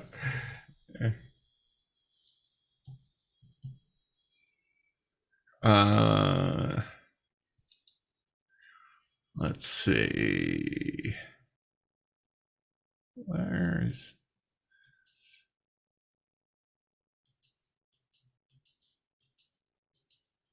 the farther back you go, the more problematic it gets. Yeah, especially when you have like a famous cowboy actor playing a Mongolian person in brownface. That one's pretty rough. Yeah, I mean there are movies from like 5 years ago that were like, ooh. And again, Soul Man. The thing is, these movies don't age well. What I miss.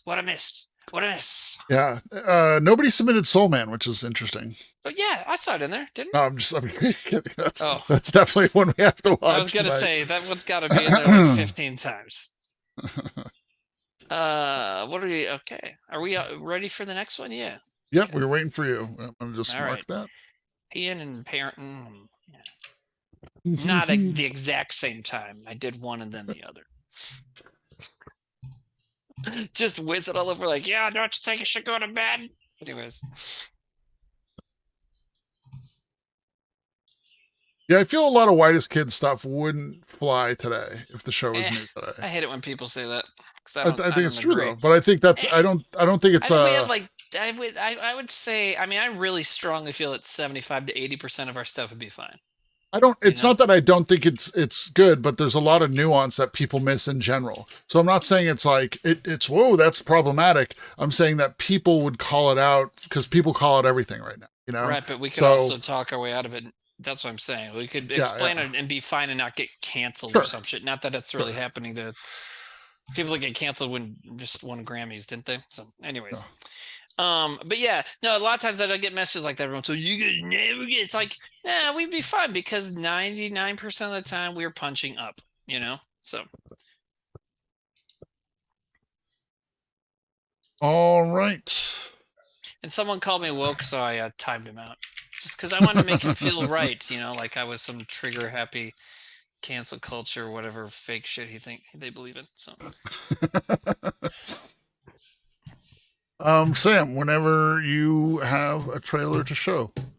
Oh, I'm ready. Oh no. See, I do like being able to see the title for a second, but That's why I've decided to witness to the Jewish community. I still want to work with God's chosen people. Hava, please. My unemployment runs out in 2 months. We're already behind on the mortgage. With no income coming in, we're in big trouble. I'm calling about your application for a position of history professor. Yes, sir. You possess an impressive background, Mr. Maslow. I only want to be in the classroom sharing history with students. We need the job, don't we? It's in South Dakota. When do you have to give an answer? About 2 hours. Problematic. Why, they? 2 hours to decide to move to the U.S. equivalent of Siberia. Work in a small village and for a small Hold on. salary. Yeah. That sums it up quite Equivalent of Siberia. I mean, decide to move to the U.S. equivalent of Siberia. Age well. Hold on. I gotta hear this line. Yeah. Why, they? 2 hours to decide to move to the U.S. equivalent of Siberia. Work in a small village and for a small salary, right? Village. That sums it up quite accurately. New kid. Is this the little Jew boy? Who is that guy? Why don't you and Larry go bother someone else? Yeah. Never seen a real Jew before. Doesn't look like much. Think I can kick his butt by myself. Problematic. Oh no! Can I also say something right now? The music in this trailer is fucking bizarre. What is up with these dreams? I know that boy. Something's eating him. He hasn't confided in me. Maybe it's time I have a talk with him. Man to man. Dad, I'm not joking. I'm serious as a heart attack. And that's about what I'm gonna have.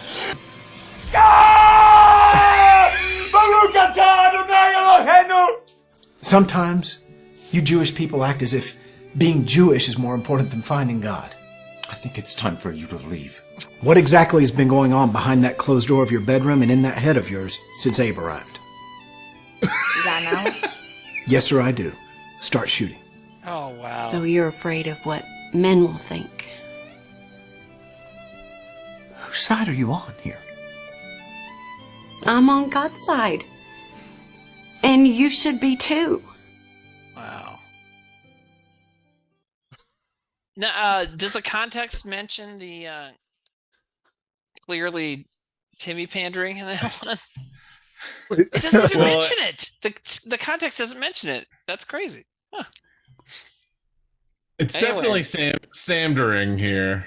Yeah, definitely Samdering. But I was just surprised they didn't mention. You know what I think? I'm not that I think everybody likes me or thinks about me on Trailer Boys, but I just find it very weird that was. We need to find this movie. We need to find this movie for a watch party. It's probably on YouTube, like because In Gramps' Shoes on YouTube. Yeah. So this is so for those of you who are late or new to the game. There's this movie we love here called In Gramps' Shoes. And this was, I think, also written and directed by the star Donald James Parker, who was Gramps. And those two anti-Semitic kids were also the cigarette smokers in Gramps' Shoes. And that movie looked like it had some amazing acting. Yeah, can I show you guys the poster we're from? We're gonna move to Siberia, or we're gonna move to South Dakota, the which US, is yeah. You need 2 hours to decide to move to the U.S. equivalent of Siberia. First of all, obviously a crazily written line. Like I have no problem calling South Dakota Siberia. It's very much like that, but the crazy structure of that sentence and then that person trying to act it is like amazing, right? Wait, Silent Alley just said in chat. That was insane. Sorry to cut you off, but Silent Alley just said it's on YouTube in full and with the description: 2 12-year-old boys become embroiled in a 2,000-year-old war with supernatural influence. Oh, I can't clap. My daughter's trying to go to sleep. Oh man, wow. So there's so where much is in this that guy trailer. from? Is this Canadian? Or these are Canadian films, right? No. I don't. This guy Donald James Parker just cranks him out to me, and he did like some. Right. We thought shoes. Yeah. We thought that he was more like maybe of just like a benign old like Christian, but then like towards pandemic, he started doing some very like pro-Trump vaccines. Actually, before the pandemic, he was doing some like hand, man. yeah, he was So doing awesome. like Trump savior stuff. You know, some crazy shit. Love. I think there was a movie called Love Trump's Hate. Oh, what? Yeah, it's pretty rough. So, wow, his Facebook page. I'm a Christian and a follower of Christ. And like cut to Wayne's World. Do these guys know how to party or what? the in Gramps' shoes, you get the impression that like this guy annoys everyone around him and is making movies where he is just like, see, I was right in that argument. Yeah. He's using his own movie. Sorry. Bobby Benedict, who has performed with and used to live in this state, says this dude is from Madison, which is just 50, 60 miles south of here. So I guess I should be friends with him? Ooh. Is Madison in South Dakota? Yeah, Madison, South Dakota, yeah. Well, there's a Madison in several states, but yeah. I would love it if you did like a hangout interview thing with him. Yeah. Hearts Are Trump was the name of it. Hearts Are Trump, Sam. Hearts Are Trump, yeah. Wow. All right, so 2 points for that trailer. Yeah, 2 points, way up. Chat's way into three territory again on that one. So another 8 from the boys and the goobs. And who submitted that? Sam, that was you picking that one, right? Did that work? What? No. Did you guys hear that? Or no? But who submitted that one, Sam? Flanja. Okay. Fuck you, Flanja. I'm looking at it. Should I put the points in? Yeah. Throw it on. 8 points. There we go. All righty. Everyone's one man for the job, and she's a woman. We will add this to a watch party. Maybe Sam and I can watch this live at a watch party for some people. We'll see. Because we did watch Gramps' Shoes together. Yeah. Flanja has Sam's number. Flanja has probably seen trailers for every like Christian like film out there by this point. All right. Yeah, All right. I think that Flanja might be Donald James Parker. Oh, I was looking at Chip Rossetti. So Donald James, because he's the guy that co-wrote and directed that one. Okay, so Donald James Parker is from Madison, South Dakota. He definitely looks like one of us. Like, I think Oh, he graduated from DSU, Dakota State University in Madison. Yep, he's a native of Madison. Holy shit. Oh, but then he was transplanted to Middle Tennessee, so he doesn't live here anymore. Damn. Oh, man. Even he ran from South Dakota? Hey, I did, man, but they pulled me back in. By the way, his website, DonaldJamesParker.com, has a list with little posters, pictures of the poster for every one of his movies. And he's got, let's see, 9, 12, 15, 18, 21, 24, 27 films. But yeah. Oh, so the latest one, yeah, you got Hearts Are Trump, and then he made one later called The Muted Trump. Probably, that fake victim shit, they love to do, like, oh, nobody no one lets him speak. It's like, dude, all he fucking does is speak. Why do we all know? Why does everyone now do a Donald Trump impression fairly well? It's because, like, we've all been fucking listening to him. Anyways. Rosalind Danklin says, welcome to the Hotel South Dakota. That's pretty funny. That's pretty funny. Yeah, Trevor and I used to sing way back in the day. South Dakota knows how to party. South Dakota. Like right when I met Trevor, we were singing that. Bummer he moved. I would have loved to see you pop in one of his future trailers, Timmy. Here's the thing. If he's still here, or even if he still produces films here, I will pretend to be a Christian. You can make a trailer of what I'm going to do, and that can be a problematic trailer because it'll be me pretending to be super into Jesus in order to get in this the trailer for this film. You know what I mean? And that could be a trailer that we watch, and I'm like, he was a guy who hated church and then pretended to love church. Anyways. I got a lot of tangents. Sorry, gummies. No worries. You guys ready for the next one? Yeah. Oh. What movie is this for? What's this? What's this? How is this offensive? This is just a woman. Join me? Yes, What's wrong join with this? Audrey Hepburn as you've never seen her before, kicking over the traces and bringing to life Truman Capote's Breakfast at Tiffany's. Truman Capote. Yeah. I never could do that. Audrey Hepburn as Holly Golightly, who typifies and glorifies the glamorous playmates of this dizzily spinning world as she and George Peppard breeze through the glitter and shimmer of New York as it has never been captured before. George Peppard. I did not know it was George Peppard. You have a special invitation to attend Audrey Hepburn's Who's open George house Peppard? on the wildest night He New was York the ever leader knew. of the A-Team. In the 80s. I believe he on Mission Impossible? No, maybe. I just like saying his name. It's a great name. Yes. Love it when a plane comes together. Yeah. Oh, good evening, Ed.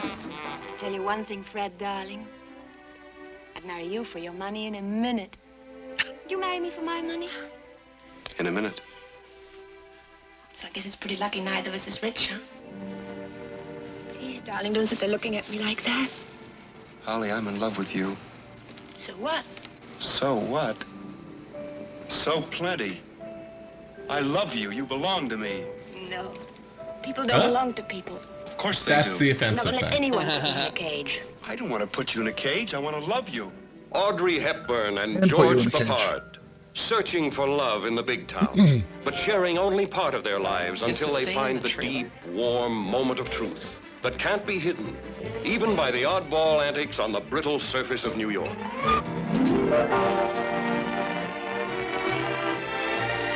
All right. Yeah. Cool. Oh, Patricia Neal. Okay. Cool. Oh, Buddy Essen. Yeah, sure. That's it. There you go. Okay. And Martin Balsam. Lalonga.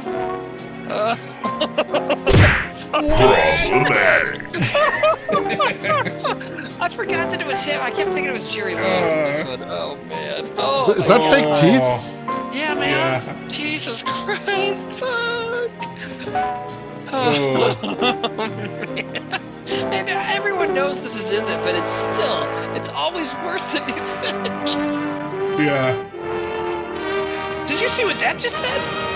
Go back What? for a second. We missed something else. Go back here. Audrey Hepburn's the one you've always wanted to do it with.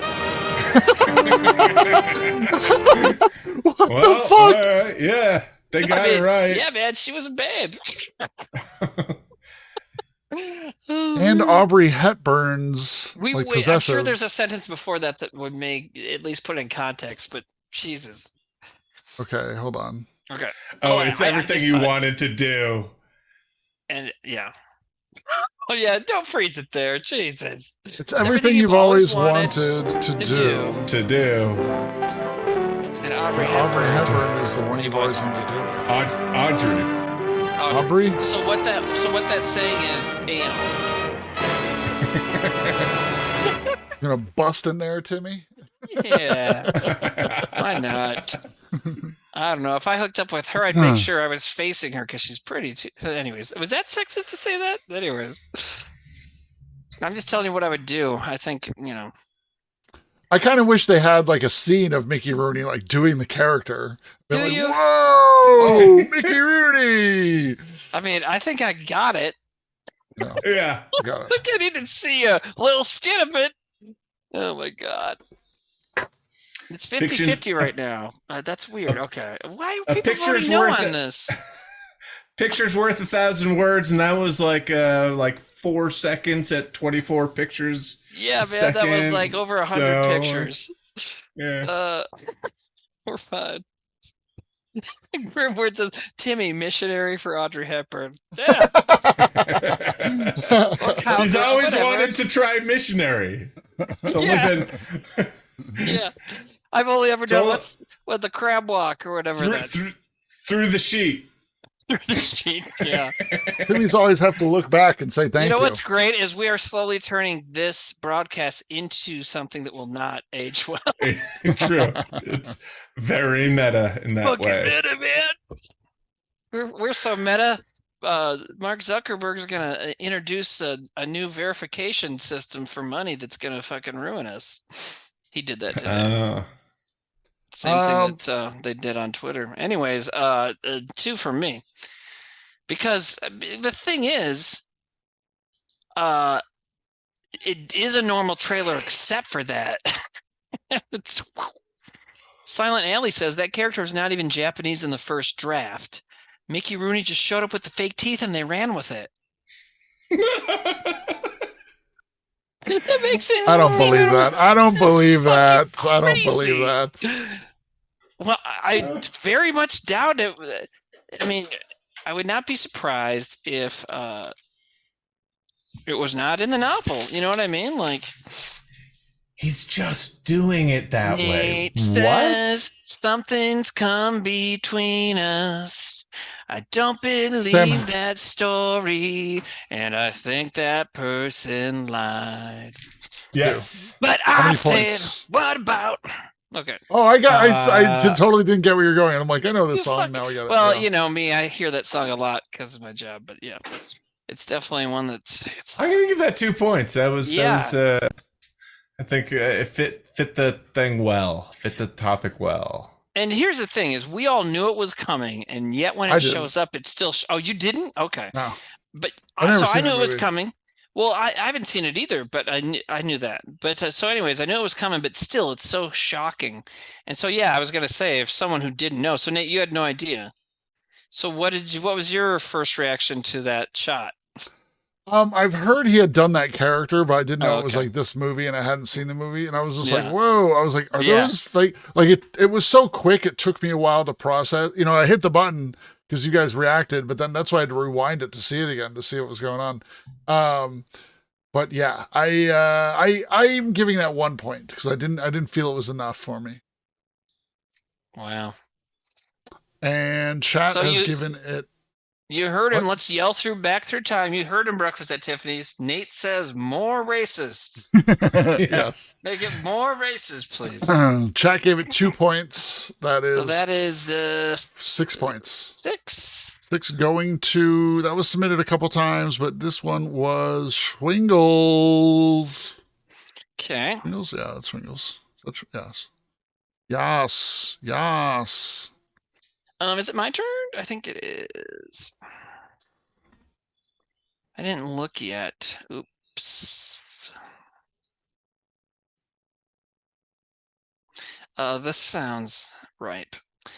All right. Not trying to hype stuff up, but just I've never heard of this, and I think we're gonna like it. It just seems good. What the hell's going on here? Guess what happened when 150 midgets checked into a hotel in Hollywood to make one of the world's biggest movies? I want a room. What happened to that hotel? and to Hollywood has to be seen to be believed. Now, the real madness can be shown. Give me my bucket! That's my favorite bucket! The cable! And believe you me, it's not short on action. Oh, what was that guy's name? That guy's cool.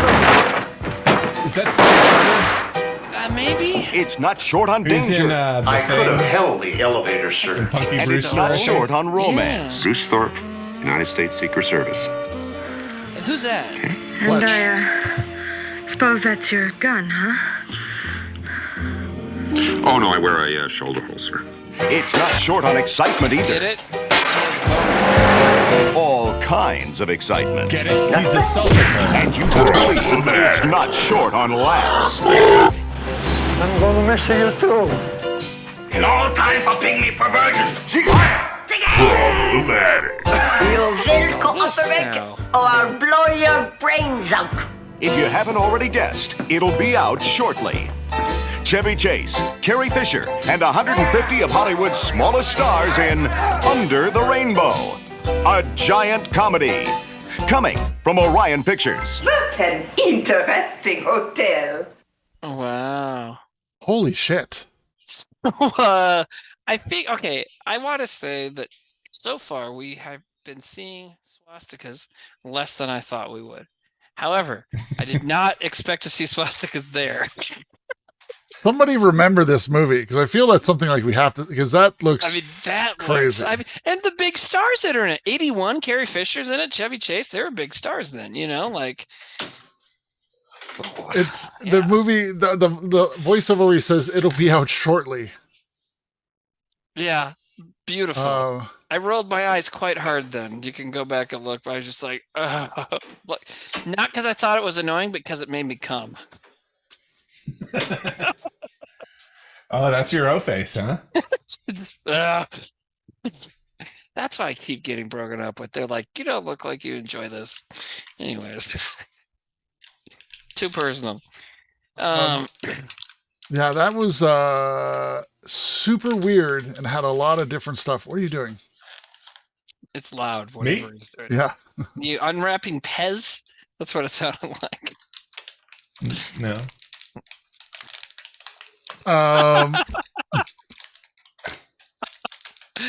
Oh man, this guy! I tell you, I'm not doing anything. Oh, I gotta get up again. I gotta get water. How many points would you give that, Timmy? How many points? Oh, 2. Just trying to make sound. Yeah.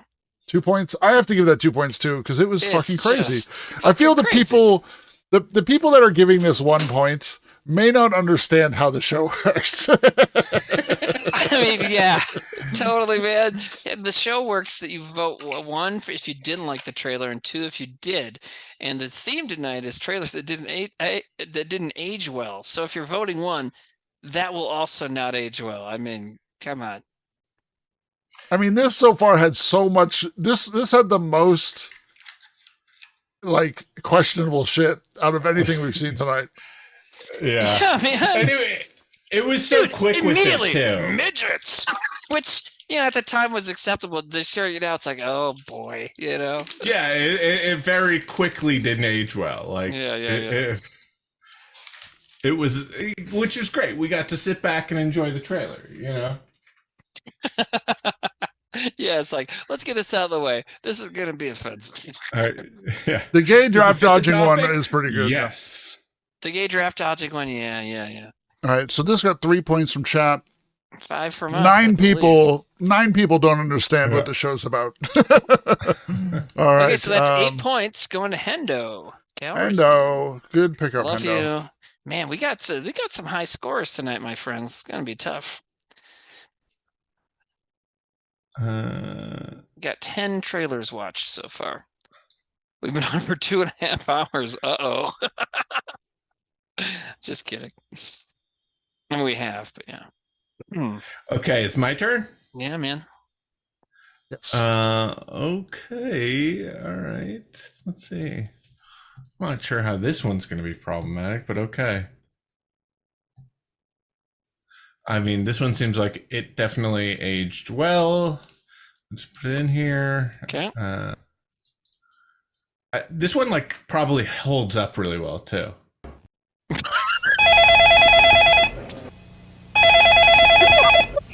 Caravan Pictures presents the movie the phone company doesn't want you to see. Hey, jerky!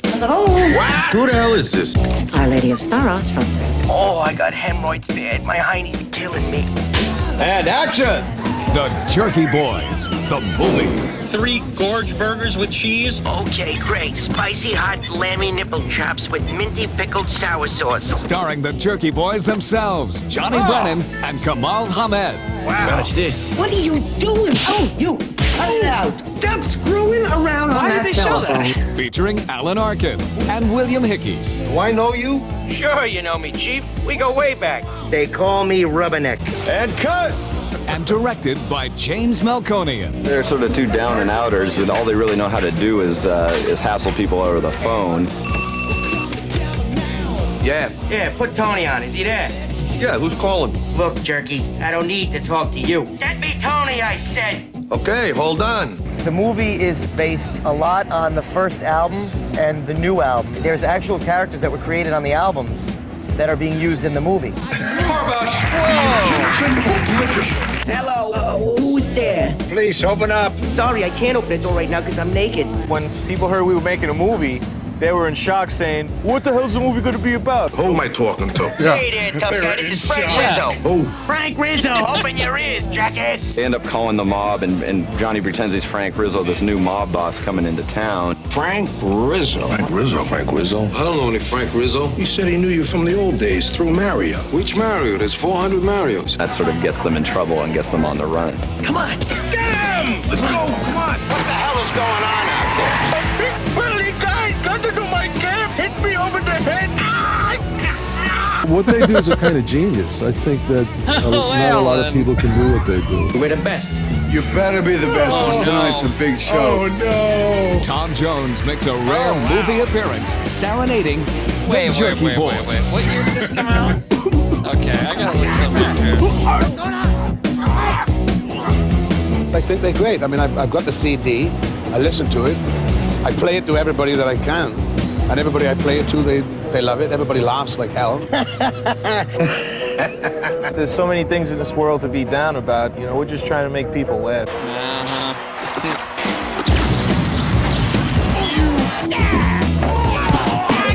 I want Frank Rizzo! We touch the public in a great way. Over there, lady. You don't know how to talk to these people. Rizzo? Yeah, that's right, Sizzle Chest. Hey! I really did it good this time. Who's in charge over there? Howdy, this is Bubba. You let me down there, I'll straighten things out like you wouldn't believe there, Porky. Al, come on. We're playing on the phone. See you a little later there, Nuki Liquor. Hey, Jerky!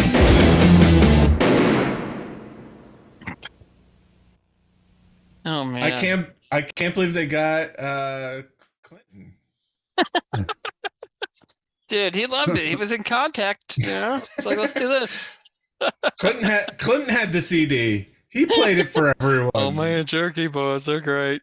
I mean, I think some of the chat is too young to like understand like what like a phenomenon that was when that came out, that first CD. But what's surprising to me is like some of the characters they're doing for the movie are legit lines from the CD. It's like you can do the character and just make new lines up. It's a movie. You don't have to say the exact same lines in the original prank phone call. It's so weird. Yeah. Abby Sally is so confused. Abby Sally has no idea. Who the fuck were these guys? Someone else says I was around and still don't understand. Okay, but someone's saying it didn't age well, but I don't see that it's problematic. It's like, well, I don't know. Well, that's what the theme is. It didn't age well. Yeah. But it also does have some problematic stuff in it. Oh yeah, it's totally problematic. Yeah. And I just to explain to you, if you're too young to remember Jerky Boys, well, you know how your parents or your older brother watched Crank Yankers? Yeah, that Jerky Boys. You remember that old show, Crank Yankers? That classic show. Mm-hmm. Jerky Boys was Crank Yankers without the puppets, and it was we all got bit by Jerky Boys Fever. It was like radio. You were explaining like radio to people. Weren't they playing it on the radio? I think they were. Some Jerky Boy stuff, maybe. I remember I was in Newbury Comics, the Massachusetts, New England comic book and CD store. Mm-hmm. And they were listening to it, and I was like, what is this? Not realizing that it was prank phone calls. And then once it kind of clicked, I was like, oh, yes. Well, then there's people saying, comedy. But it still sucked, and I don't think the movie is funny. Nobody's saying the movie is good.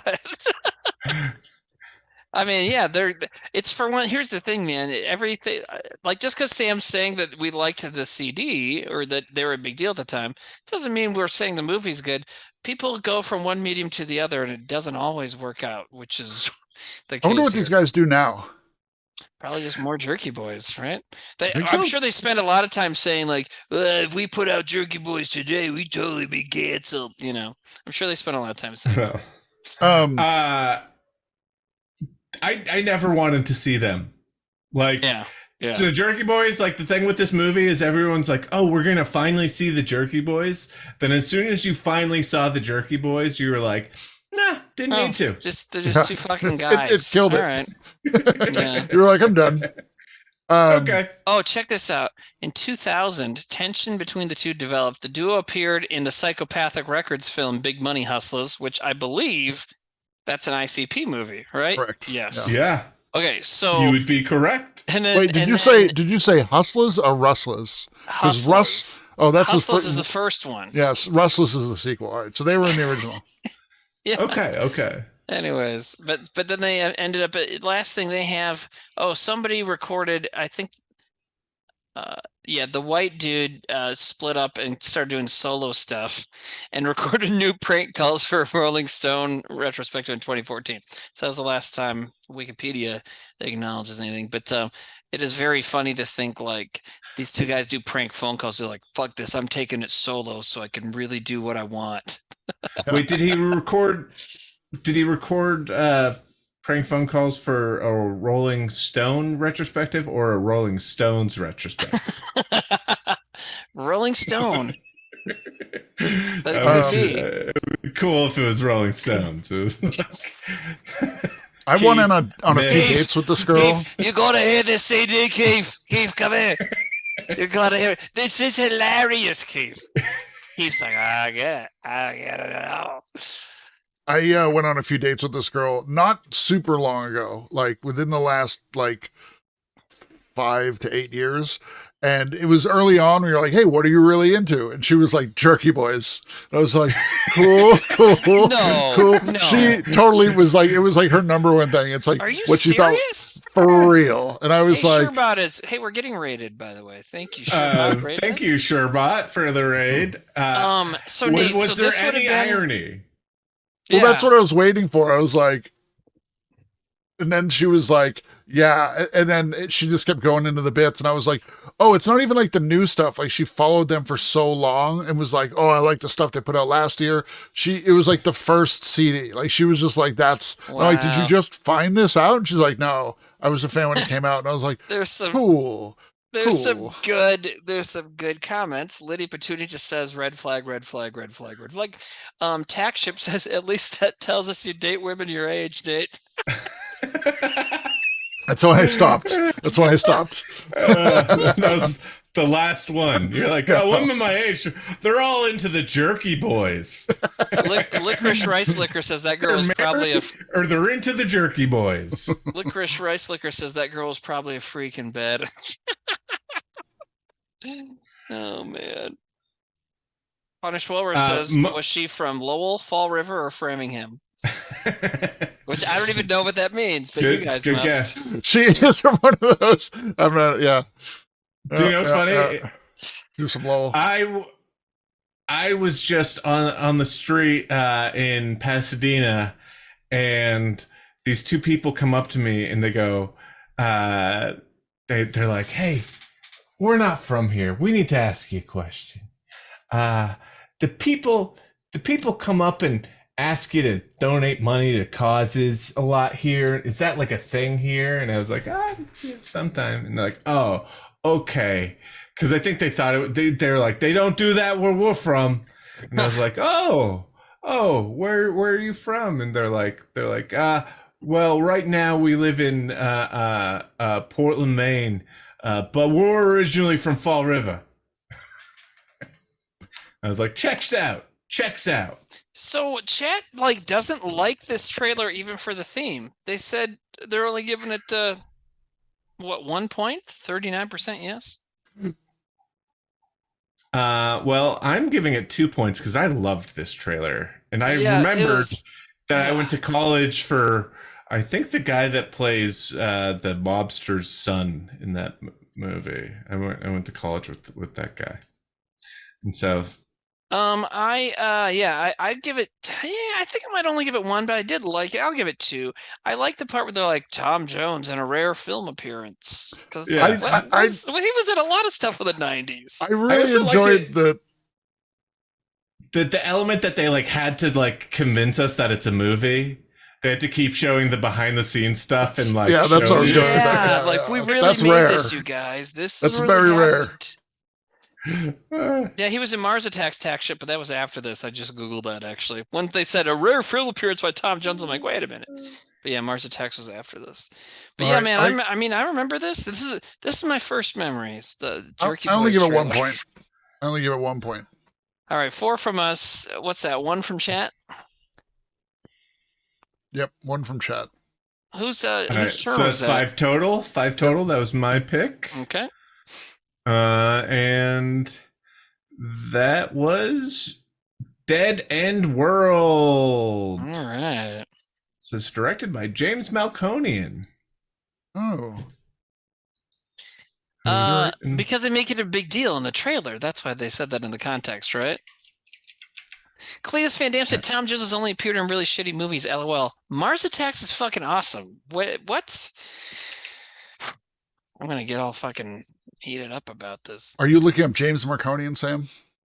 Yeah. Who's the I hear the director of the writer of The Stoned Age and The Jerky Boys. Wow. Both of which have been submitted tonight, by the way, but not to blow up anyone's spot. Wow, that's crazy, man. That was his Miss March. Oh, look at this. He was the post-production supervisor on The Punisher. The Which 1989 one? The Punisher. The Dolph Lundgren one where he doesn't even have the skull. Wow. Someone said, so we're talking about, I mentioned Mars Attacks. Someone says Mars Attacks is awesome, but it's bad. See, I don't understand that thinking, right? Like if you like something, you like it, even if the things that make you like it were unintentional, they were still put out there by the filmmakers. I mean, I love Moonfall and it's bad. Yeah, but so is it? It's maybe it's not awful. bad to you if you enjoy it. It's awful. Yeah, I love it. Well, but like, have you seen it? I don't know. I haven't seen it, but I mean, I understand the concept of this so bad it's good thing, but I never buy into it. Please watch if you like it. You please like it. watch it. No, please I'm not watch talking Moonfall. about. I will, man. I will. I'm not talking about just this movie, like one movie. I mean, in general, like I've seen ineptly made movies before, Nate, but I don't. Oh no, call them this so is a bad it's good. masterpiece. Okay, all right. Well, so you're using one film to trump this to try and shut me up about this point. So I'll stop. I'm just saying I don't believe in so bad it's good. I just think if it's entertaining in some way, it works. I'm very sensitive. Yeah, I'm getting tired now. I think There's only one man for the job, and she's a woman. Spray it all over my chest and hair. Are we ready for the next trailer? Yeah, man. Yeah. I'm gonna give it a 0 because you had picked the perfect life. Perfect friends. Surprise! Yeah, you're 18, huh? Perfect parents. Here, honey. I know how much you like wieners. I got a boyfriend. The perfect girlfriend. He's a dad. You weren't the most popular guy in high school. I would so be breaking up with you. And plenty of extracurriculars. Until the day he finds out. Adam 50. Fisher please come to the principal's office? That 18 plus 15. I'm afraid we're going to have to arrest you on suspicion of statutory rape. Do you think I did it with a statue? Equals trouble. You can go to jail for banging a sophomore. Dear Lord. Now he's got to deal with a lawyer with a plan. The public is going to believe anything that we tell them. Someone cut the cheese? No, that was me. A politician with an agenda. We need an issue. Well, help me out here. What are some issues? Sex offenders. This could work. Guilty. A body of evidence. It's blue. Blue means I'm pregnant, you dumbass. Oops. And of course, that perfect girlfriend. You have to talk into the microphone. But what's the worst that could happen? Prison. That is 40 years in the state penitentiary, ladies and gentlemen. All he did was knock up this white trash slut. Surprise. You guys at least like each other, right? I never really even thought about it. I mean, he just gives me really good bone. It's obvious you know all about the birds and the bees, huh? There are alternatives. Don't tell your mother, but I think the quickest way to heaven is with a half a jar of petroleum jelly and a chamois leather glove. Dad. Whoa. If doing it is so bad, why did God make it feel so good? Jailbait. Starring Matt Frewer, Mary Gross, Alicia Perot, Reagan Pasternak, and Kevin Mundy. Featuring music from Phoenix TX, Blink-182, Sugar Ray, Biff Naked, Bush, Rob Zombie, Power Man 5000, Creed, and Smash Mouth. Wow. They had the Fishbone logo in an earlier thing. Fishbone's not even on the soundtrack. All we did was do the nasty. So do you want to do it again?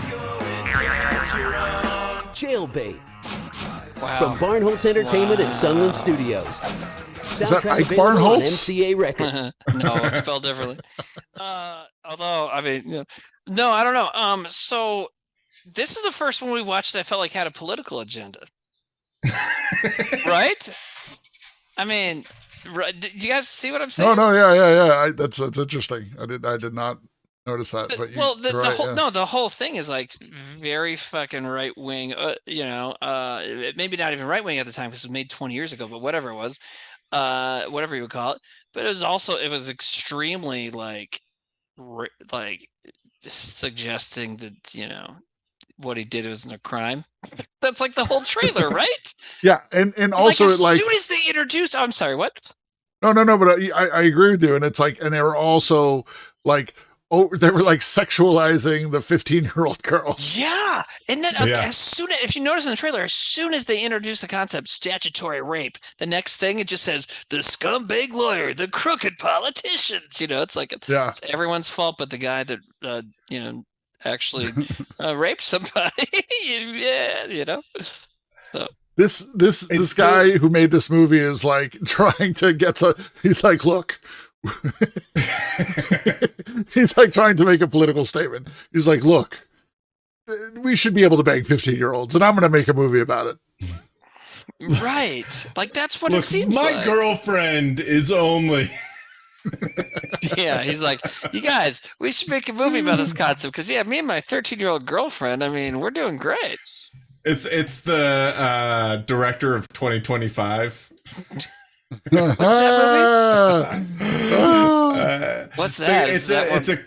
It's like a Christian movie, but it's like made by this German guy, and he's a youth pastor, and he posted on her 18th birthday that how like amazing she is, and that they've been dating for like 5 years. Jesus. Yeah, or something, right? Isn't that the thing? Yeah. I would say 2 points for me. Or 3, whatever. Yeah, 3 points from Timmy. Wow. He's like, it's South Dakota. This movie has an agenda. And I am. Now here's a movie I can get behind. Finally, a movie that wants to say something. Jesus. I think it's a 2 point for me too. Timmy either wants to lower the age of consent law, like by a bunch of years, or raise it by like 50 years, because then he's still like under the. Abby says Timmy is totally buying the Arrow Blu-ray of this. Now, I don't just buy anything. However, if they put, dude, imagine. Okay, look at this sick ass thing, right? The sick ass. Okay, imagine they did this for a movie like that. Jailbait? Yeah, I find it in a fucking heartbeat. They do to 4K, remaster the audio, conduct new interviews with all the original cast members and the writers. They fucking have a longer cut. Oh yeah, and you know if it comes in a box set like that, it's coming with the fucking soundtrack. Yeah. You know it. Really funny if they just went fucking all out with it. You're right. It's like, what's the name of the movie? Is Jailbait movie? Jailbait. I gotta say, Timmy, Google the movie. This is me being. This is some slow Sam shit here. What? But when it said 18 plus 15 equals trouble, I was like, wait, did he find out he's 15 years older than he thought? It's like, well, he's playing a teenager in a movie, so we already thought he was 33, but thanks for telling us. So I give that 2. I'll be right back. And then it's my turn, but I got it ready. That movie's crazy. I'm giving out 2 points. What if that was the premise for the movie? It's like there's this guy who's like a high school guy, and then he finds out his parents have been lying about his age, and he's actually like 4 years older than he thought, or 3 years older than he thought. He can be tried as an adult. And then he realizes that like wow, Moose Conspiracy says that's a better premise, right? The Jailbait girl went on to play the Pink Ranger. This is the same guy that directed Empire Records. What? Is that why the soundtrack slaps so hard? Amy Jo Adams? Isn't that the Pink Ranger? I mean, there were multiple Pink Rangers. Oh, okay. I don't think she was the first Pink Ranger. This is 2000. Amy Jo Johnson, wasn't that her name? Amy Jo something. Oh yeah, this was 2000. So this was and this movie trailer was so fucking weird. Let's watch it again while Timmy's away. Yeah. Adam Fisher had the perfect life. Perfect friends. Surprise! Watch on one of those cards that comes through. There's one that's like the Fishbone logo. Also, like, what the fuck? He's got the perfect light. Like, look at this. What is this? No, it's like surprise. It's just perfect parents. Here, honey. I know how much you like wieners. I got a boyfriend. The perfect girlfriend. Run. You were the most popular guy in high school. I would so be breaking up with you. And plenty of extracurriculars. Until the day he finds out. Adam Fisher, please come to the principal's office. That 18 plus 15. I'm afraid we're going to have to arrest you on suspicion of statutory rape. Do you think I did it with a statue? Equals trouble. You can go to jail for banging a sophomore. There was a fart noise in there. Did you hear the fart? Yeah. The editing on this is insane. They're like, he's got plenty of extracurriculars, and then the credit goes, such as. And then it's like, he's got a girlfriend. Run. All right, yeah, let's watch. Timmy, watch the titles. Perfect life. Perfect friends. Surprise! You're 18, huh? Perfect parents. Here, honey. I know how much you like wieners. I got a boyfriend. The Is that Max perfect Headroom? girlfriend. Yeah. She's a dad. You were the most popular guy in high school. I would so be breaking up with you. And plenty of extracurriculars. Until the day he finds out. Adam Fisher, please come to the principal's office. That 18 plus 15. I'm afraid we're going to have to arrest you on suspicion of statutory rape. Do you think I did it with a statue? Equals trouble. You can go to jail for banging a sophomore. Now The he's got movie to deal just with jizzed trouble. a lawyer with a plan. The public is going to believe Also, anything. like the statutory rape part, he didn't cheese? take No, that was- offense to the rape part. He was like, the statue. I didn't have consensual sex with this statue. He wasn't even like, wait, rape? Wow. That statue said I could have sex with it. A politician with an agenda. We need an issue. Don't help me out here. What are some issues? Sex offenders. This could work. Guilty. This is A body of unreasonable. evidence. It's blue. Yeah, Blue it's means very I'm blue. pregnant, you dumbass. Yeah, this is the same person that did And of the course, that perfect subtitles for girlfriend. Triple X. You have to talk into the microphone. But what's the worst that could There's happen? Fishbone logo. That is 40 years in the state Wow. penitentiary, ladies and gentlemen. All he did was knock up this white trash slut. Surprise. And the You blowing guys up of the car, I didn't like get each either. other. Yeah. I never really even thought about it. I mean, Problematic right here. he just gives me really good bone. It's obvious you know all about the birds and the bees, huh? Is it obvious? There are alternatives. Don't tell your mother, but I think the quickest way to heaven is with a half a jar of petroleum jelly and a chamois leather glove. Dad, Whoa. if doing it is so bad, why did God make it feel so good? Jailbait. Starring Matt Frewer, Are we watching Mary the whole Gross. trailer again? Yeah, you Alicia were going Perot, away. Reagan Pasternak, and Kevin Mundy. Featuring It's just music really from good. Phoenix TX, Blink 182, Phoenix TX, remember Sugar them? Ray, Biff Yep. Naked, Bush, They used Rob to be called Zombie, River Power Phoenix, Man and then they changed their 5000, name. Creed, and Smash Mouth. Jailbait, a comedy about getting off with probation. All we did was do the nasty. So do you want to do it again? Jailbait I can't. from Like, Barlows I Entertainment and honestly, Sunland like, Studios. I know it's the Soundtrack theme of the available on night, MCA but Records. like, I kind of.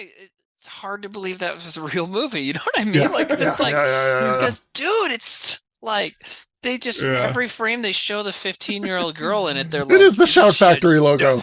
Like it does look Yeah, like the I Shout know, Factory right? logo. Yeah, it's funny. I was thinking that too. But no, like every shot of the like 15-year-old character, they're just like, look at this dumb whore. You know, it's just like, holy This fucking shit, you know? slut. Yeah. Yeah. This girl. Look how fucking hot she would- is. Yeah, this is what That's illegal? Nah. women just make dudes have sex with them and to ruin their lives. Not in my America. Yeah. Fucking, oh my god. This Okay. girl, not a jury in the world, right? All right, so chat gave that 3 points, and I think we gave it 5, so I think that's an 8-point trailer. Why not? So Who's that going Jailbait, jailbait. Oh, I see Ilium works with Jailbait. Okay, so I got one ready. It's only it's only 30 seconds, but if it fits the context, I think it'll be good. What the context says it is. We shall steal dinosaur. It's alive! One of our dinosaurs is missing. Walt Disney Productions' zany motion picture spy spoof. A daring dinosaur robbery. Right before your very eyes. Back as soon as I can, my love! Inscrutable Peter Ustinov. Yes, Mom. And Helen Hayes meet the challenge to solve this laughter-ridden missing dinosaur mystery. Walt Disney Productions' One of Our Dinosaurs is Missing. Rated G. Yo. All right, so I'm gonna give it 1 point for how well it fits into this, and another point because it's maybe the only G-rated movie on here. And it's very, Yeah, you're right. Oh man. it's very Disney. I mean, I guess there's That's- another one actually. Now that I say that, but That's definitely one of those ones that you're like, that Disney like put in the vault, and they're like, we don't talk about one. I guess we could watch that again, considering it was only 30 seconds. So, Going back, I'm sorry. I think we missed this message We shall earlier. steal dinosaur. It's alive! One of our dinosaurs is missing. Walt Disney Productions' zany motion And the picture music. spy spoof. Yeah. A daring dinosaur robbery. Right before your very eyes. Back as soon as I can, my love! Inscrutable Peter Ustinov. Yes, Mom. And Helen Hayes Wait meet a the minute. challenge to Wait a solve minute. I this gotta Google laughter-ridden definition missing here, but, dinosaur mystery. Inscrutable. Walt Disney Productions' One of Our Dinosaurs is Missing. screwable Rated means G. not racist. Impossible to understand or interpret. It's like, I think we can interpret this. What was the message we missed? Sorry, Timmy. 2 points from me. What now? You said we missed a message? Oh, shit. It was a funny joke about, what was it? Oh, Grimward said if they made a film about Seinfeld dating young women, that would be a great title. Not a Jerry in the world. That is very good. Very good. I like it. What do we got here? We got 2 points from chat, or are they still voting for a while still? Oh, we can, it's 30-second poll. Could be a 30-second chat. What did you guys give that? Sam gave it 2 points. Timmy, what did you give it? I give it 2. I thought it was great. I'm giving it 1. Not racist enough. Not racist enough again. Oh, man. I'm just giving it 1. What is your threshold? I feel like Nate wants us to really give it to the Asians. I was like, is Nate saying like, well, right? He also got on my case for buying a very nice set of movies made in China. Yeah. And then he's doing this. Only buy American, like, Timmy. None of these the Asian racism movies are taking it far enough. It's like, well, man. Also, now that I think about it, I don't think I've ever Are you heard Canadian? him. Get the fuck out of here. Wow, he hates everybody. I don't think I've ever heard him refer to it as the coronavirus or COVID. He has this other name for it that I don't want to say, but God. We all know where it came from.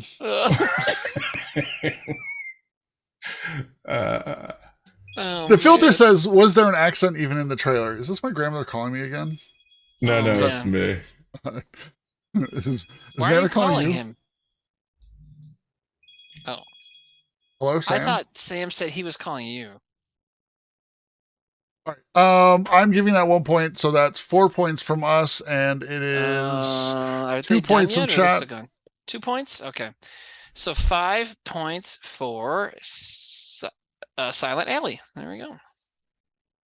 Or Ally. We never figured that out. We watched Gay Deceivers. That was a Silent Alley pick. Whoa. Oh, shit. Sorry, guys. So do I have to take the points away? I wasn't paying attention. I don't know. It was still another good submission, but I know we try not to double Gay Deceivers got 8 points. So yeah. Should we just Sam, get rid what do of you think? Did anyone else? So it turns out that one was submitted by someone who's already had one. I just kind of messed up there. So. The other one got more points. The other one was Gay Deceivers. So let's keep Gay Deceivers, and we'll not give points. Okay. To okay. All right. Yeah, it was a 30-second one. Right, but I'm glad I saw it. I have to do one trailer and go. Okay. Unfortunately. But you guys can keep going. You guys can keep the show going, but I have to go. Let's eat more of this. Oh, I only know this. Between the stars and the sky. Between the clouds and the earth. 250 miles per minute. Between the lights and the wilderness. You should be aware that this may be dangerous for us all. 2 travelers are coming to Earth. Unidentified plane after Dover flood. One will land in America. No signs of any biochemical structure. The other in Africa.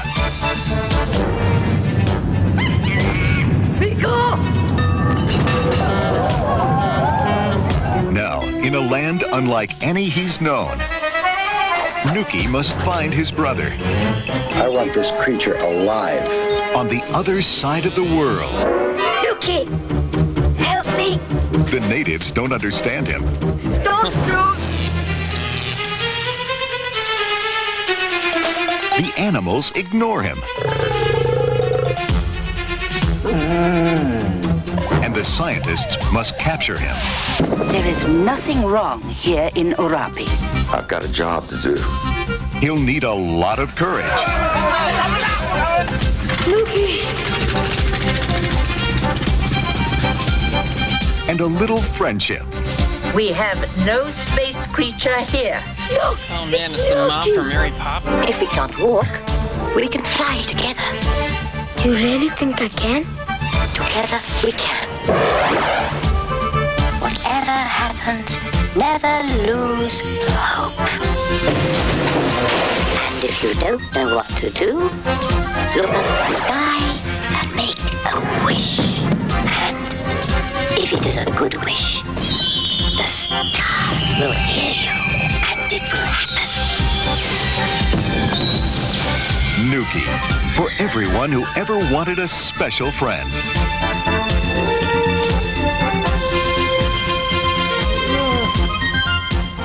Wow. That's one of Jordan Cooper's old favorite movies. Jordan Cooper, Nuki is one of them? Okay, I thought that sounded familiar. Featured extra in the Abraham Lincoln sketch. Yes.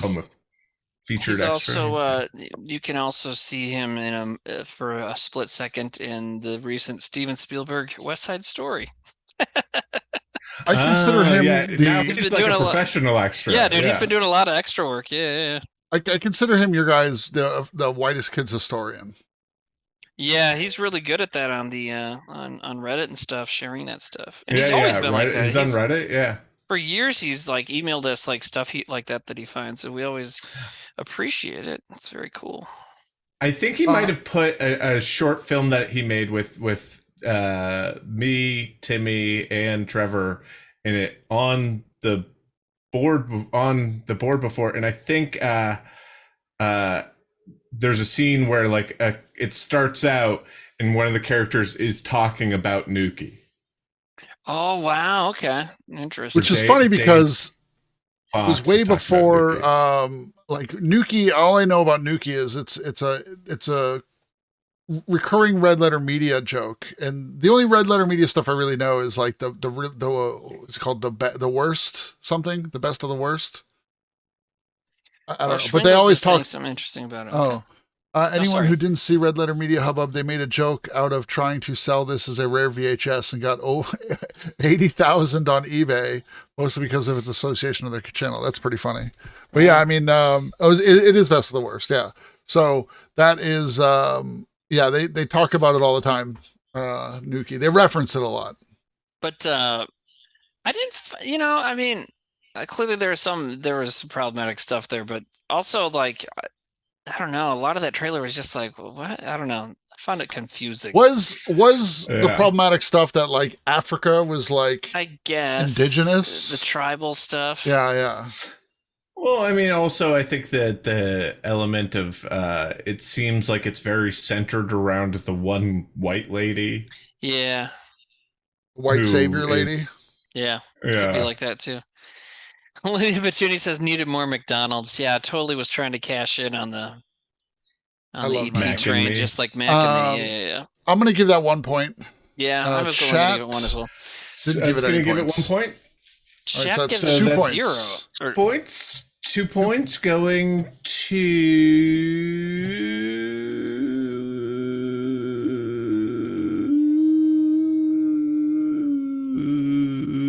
Dan Ballard. Dan T. Ballard. Oh yeah, I almost played that one. Dan Ballard. 2 All points right. for the Nuki. All right. Cool. I gotta go, guys. Okay. We love you. What should we do? What should we do next week?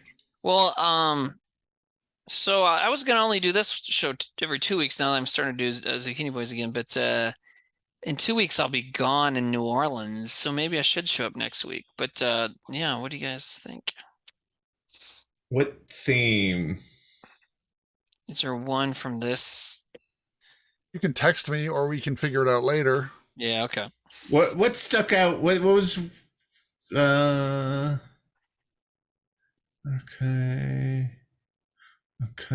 All right. Yeah, I'll text you. All right. Bye, Sammy. Oh. Yes. What about femme fatale / woman action films? Okay. Woman-led action films. Trying to kind of cleanse the palate from this episode. No, I mean Silk 2. Oh yeah, Silk 2. Yeah. Yeah, There's okay, only yeah. one man for the job, and she's a woman. Ladies kicking ass next week. Ladies' night next week. Oh my god. Ladies' night, and then in parentheses of kicking some ass. Yeah, but night spelt K and I. What? All right. I gotta go. What just Ladies happened? fight. Well, this is ladies fight. There's actually a martial arts movie starring all ladies. A recent awesome lady martial artist, Amy Johnson, called Lady Blood Fight. So that's very close to that. Anyways, what are we doing now? So now we don't subtract from our score anymore. Yes. Yes, we do not subtract from our score anymore. Now's when I finish my gummy. Yeah. Okay. All right. Your gummy. Well, half of it. It's a little strong for me. I'm an old guy. All right. I've got one queued up. Were the flannels planned? Think about who you're asking. Yeah. We're real men, okay? We fucking. No, we're not. It's just that we don't plan shit. That was my goal. It's like, come on, we don't plan things. All right, let me start this. Arnie and Henry, the roughest, meanest pack of bikers to come down the road since the boys in the band.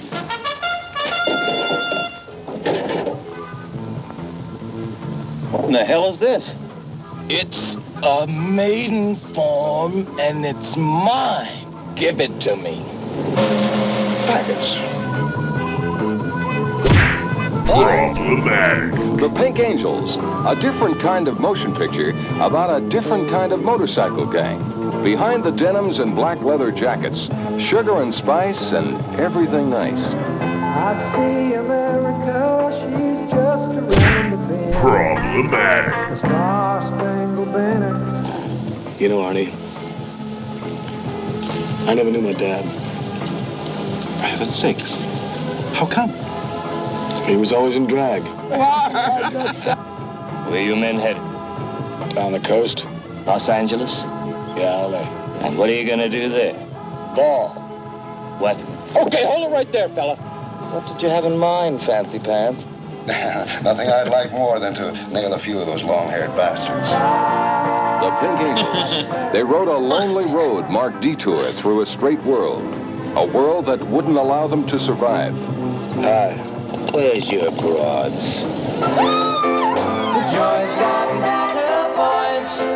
Hey, I rejoice. Would you like 10 pounds of dangling fury? Like a voice and style, she goes singing a while. Black is not only beautiful, it's good.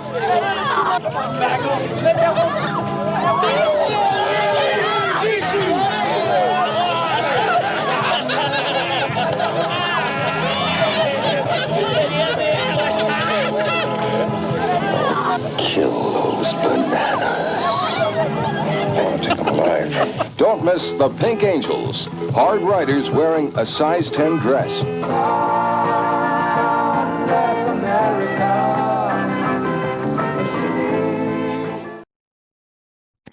Okay. Wow.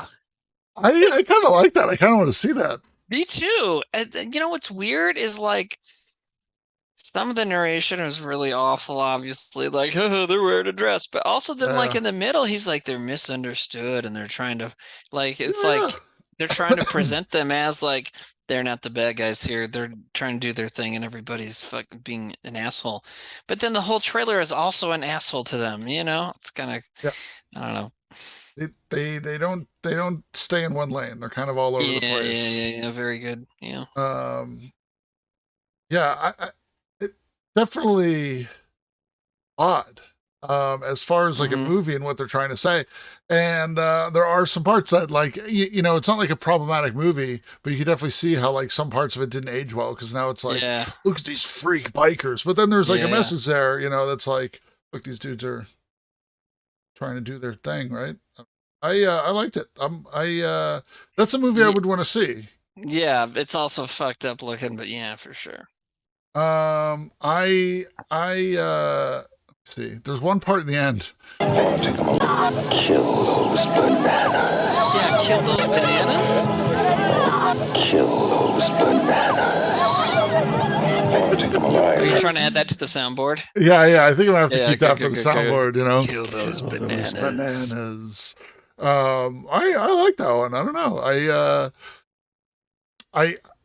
I definitely feel there's obviously. It's funny though too to think like how I haven't seen the movie, but it seems like it's a progressive message, right? Especially for 1971. Yes. Yeah. But it's then funny. Just the trailer is not. Yeah. How some things, the more things change, the more they stay the same. You know what I'm saying? Like, you could make that movie today. You know. That got an overwhelming amount of yes votes, so I'm going to give that 2 points. Yeah, I'm going to 2 as well.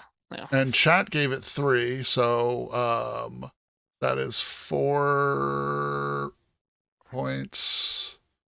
You know, the weird thing is, like, I can be like, I really like that movie. I don't know. The point system's odd, but whatever. It's not right. So that is going to, what was that called? Pink Angel? Guy Incognito. A movie about a gay trans motorcycle gang who are harassed by the police on their way to LA. It attempts to be a comedy and even empowering, but is so horribly outdated and offensive it's funny. That's a better way of that's a good way of saying what I'm saying. So good for you, Guy Incognito. So this next one's a little bit of a different take on the subject, I think. Let's see. Some of our younger viewers may not get why this is.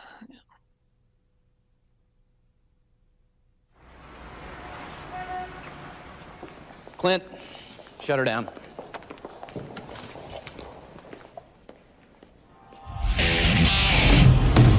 Have a good evening.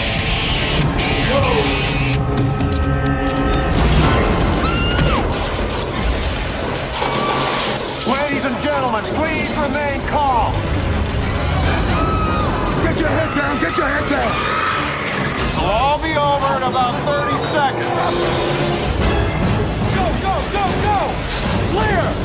Okay, go, come on. Go, go, go, go. Woo! Like candy from a baby. Yeah.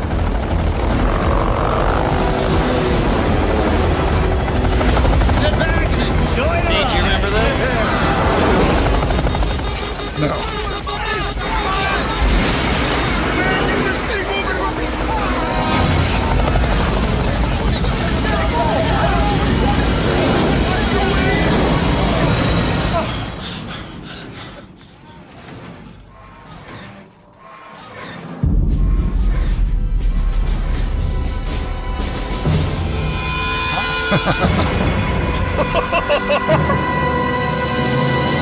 Oh man. Oh fucking shit. Take you on a roller coaster.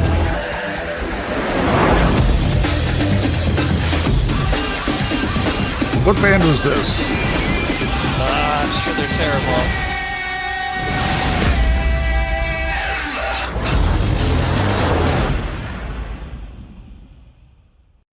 May 2002.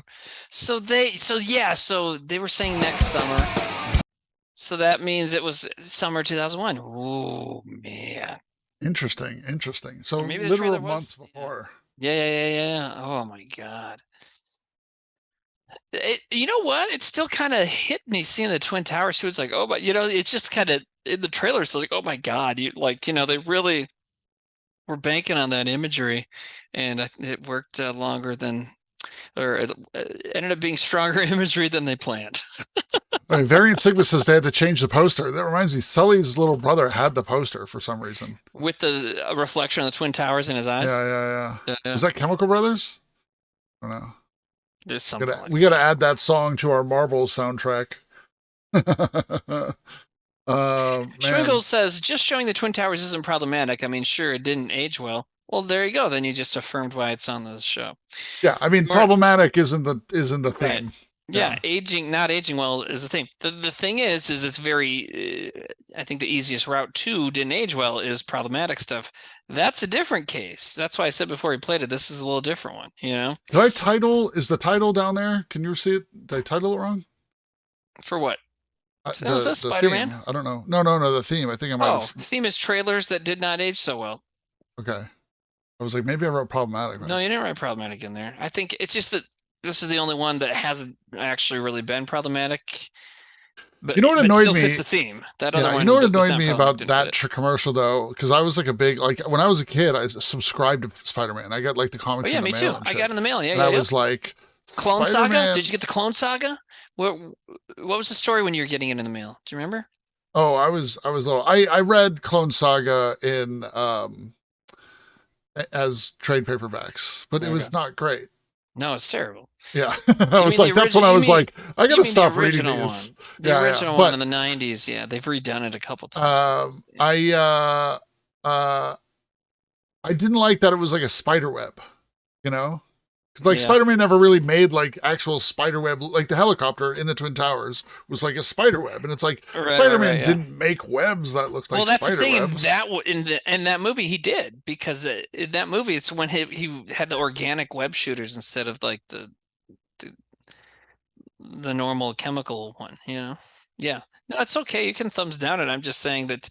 I get what you're saying, but I'm not disagreeing with you. I'm just saying I didn't like it. Well, that's fine. I was one of those, not my Peter Parker. My Peter Parker had, cartridges and shit. They did. I can't remember if it was before or after the movie. I think it was after, where they gave him the organic web shooters in the comics. They had some sort of thing happen where he had them. But anyways. What are you going to do that for points? The impact, there's still an impact to it, you know? And that makes me want to say 2 points. I'm right there with you, because it's like one of those things where it's like pretty straightforward. And I think as a trailer, it's good too, because you don't know what's going on. It's kind of like the beginning of the Batman movie, you know, the second Batman movie. And then the reveal is like, holy shit. And you're like, oh, holy shit. So what's the second Batman movie? Which one? With the Joker, like the Joker reveal when they all have the clown masks on. Dark Knight. Okay. Yeah. But so I like that trailer. I'm gonna give that 2 points. 2 for me. So 4 from us. Chat's heavily 3 right now. Oh, it's been active 4 minutes. Okay. Yeah. So that is a total. Who played that one? Did I play that one? Yeah, you picked that one. Oh God. Who, where, and how did I get it and where? Okay. There we go. Oh yeah. Okay. So that is 8 points. Yeah. To Voodoo Cowboy. Just submitting one and doing great. What do you think, man?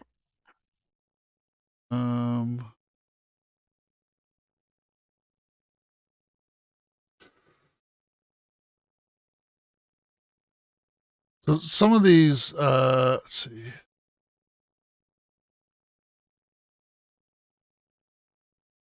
Oh man, I'm just gonna do random again.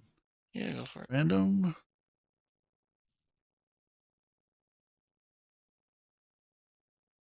That one doesn't have a title. Okay. That one's spam, I think. 39? Okay. Is that the one you're looking at? Yeah. Look at it, because the link's not YouTube either. That's spam. Of some kind. Well, all right, I got one. I got the next one done. Oh, good. You're doing one of theirs. Okay. All right.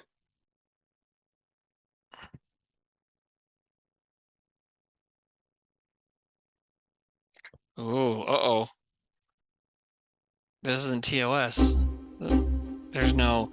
Behind me lies one of LA County's most exclusive private schools. I'm very glad that I was born white. A safe haven for the children of the rich and the privileged. We will not tolerate racial slurs at Roxbury. At least my dad isn't a money-grubbing Jew shyster. You can use them at any other time. At home, at the mall, at rock and roll concerts. I don't want to ever catch you being a racist. This is not to say, you have license to bring R. Kelly home for dinner, okay? Wow. Kimberly Joyce, you had the face of an angel. Throw in a ripe little pubescent body. The devil wears a gray skirt, my friend. Be careful. Mr. Anderson's kind of weird, especially for girls. Reminds me of those skirts that the girls wear at your school. Really? Hi, Mr. Anderson. Hi, girls. Huh. Rando, what's the greatest thing about this country? Sylvester Stallone? No, is that anybody can sue anybody at any time over anything. You want to sue Mr. Anderson? I'm a little schoolgirl. I don't want Mr. Anderson to spank me. Do you suppose that it might jumpstart me and Brittany's acting careers? Today, this hallowed institution was rocked with allegations of sexual assault. If one emblematic figure has emerged, it would have to be beautiful young plaintiff Kimberly Joyce. My mother always taught me not to talk too much, and when I did, she used to spank me. She spanked me so hard. Okay. He said, now I'm going to touch you on your boobs. I would never say boobs. I'm an English teacher. Breasts. Breasts. Look, I'm really trying, but I don't know how to be sexy. I mean, I'm only 15. Was all of this really just to get famous? It's like the whole world is this orchestra and I'm the conductor.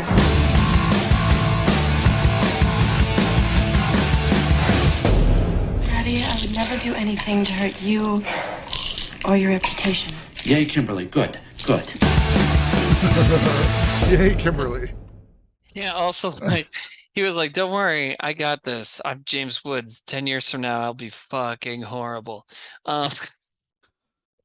He's terrible now. Anyways, wow. Yeah, man, he's like some nutty right-winger. And one time I replied to him on Twitter.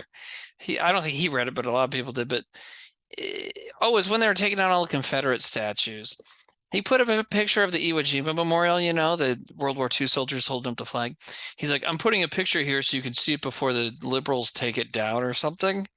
And so a lot of people were responding to him with other crazy, just random crazy statues with the same thing. I found one of two bunnies fucking from some, I don't know, and just said like, let's put this up. Here's a picture of this before the liberals take it down. But anyways, that trailer, Jesus, man. So that was another one trying to say like girls who accuse boys of rape are fucking like crafty little whores and they all lie, right? That's pretty much what that said. Yeah.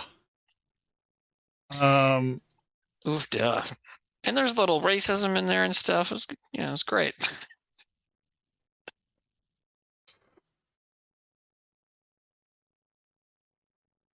What do you think, man? It started off really hard, and then I kind of started to understand what it was doing, and I was like, oh, okay. But I feel it's pretty mid, and yeah, ultimately, I don't know. I'm kind of conflicted on this. I don't know where I land on it.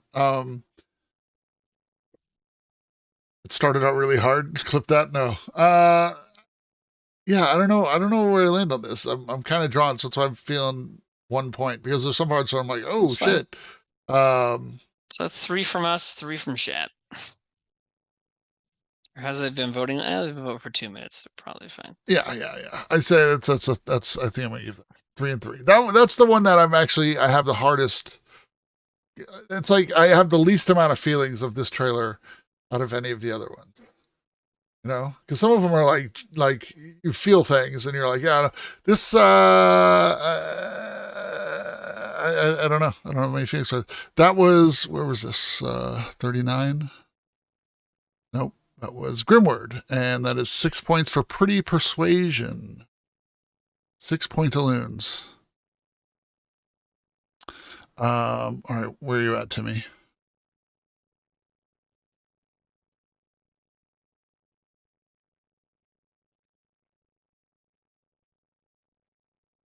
The trailer seems to be saying Me Too is a hoax by cynical teenagers. That is an interesting, because when did this come out? I don't, it doesn't have a year on it, but yeah. It's interesting. Timmy's muted? Oh yeah, I've been muted for a while. Sorry. Oh, sorry. I thought you were just thinking. No. I'm God damn it. I'm screwing up on that a lot tonight. Anyways, I was saying, it was definitely made before Me Too was a big thing. Evan Rachel Wood is definitely young in there, but Okay, I need to pick a movie, a trailer. Evan Rachel Wood is also one of the faces of Me Too. Oh, did she ever say anything about James Woods? Because isn't he like a fucking super creep too? I don't know if he might be a creep too, but he's definitely shitty. But I would say, yeah, because Marilyn Manson, she's like the big one that called out his bullshit. Right? Yeah. She said James Franco, huh? Yeah, I was just wondering if she said anything about James Woods, this being, like now all these things are coming out. People are like, oh yeah, Molly Ringwald just wrote a article. I forget what it was in, but it was really, it might have been The Cut, but it was interesting because it was like, she worked with Harvey Weinstein, but it was like before he was like anything. And it was the movie, we actually watched the trailer for on here recently. And it was just really bad. And she noted like all the things that he changed and had influence on. But at the time, she had more leverage than he did. But nonetheless, it was pretty interesting. I think I got one. Sorry it took me so long. All right. Okay, well. It's different when you have three people because you have time to like, you have two, you don't have to talk, you can look for things. Now when it's two people, it's a little bit like more. Get going.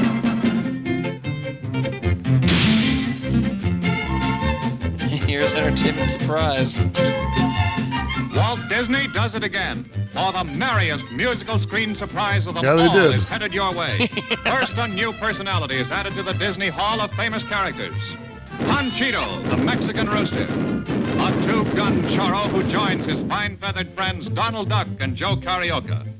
Son of a gun, it's a pleasure to see such fine gentlemen in Mexico. We're three caballeros, three gay caballeros. They say we are birds of a feather.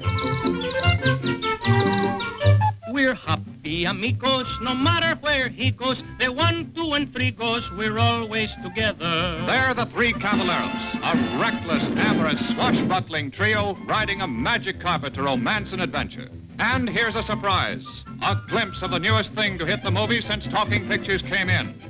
Walt Disney actually combines for the first time on the screen cartoon with flesh and blood personalities. This is the first time that's happened? I guess. Aurora Miranda, singing and dancing star from Brazil. Snooper 3090 says this movie was no kidding arranged by the U.S. government because there was so much pro-Nazi, anti-U.S. stuff in Latin America during World War II. Carmen Molina, sensational Mexican dancer.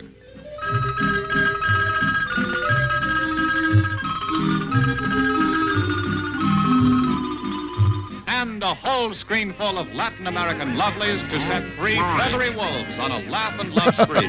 Romancing. Is that symbolic for a singing boner? the 16 happy songs by three of Latin America's greatest composers.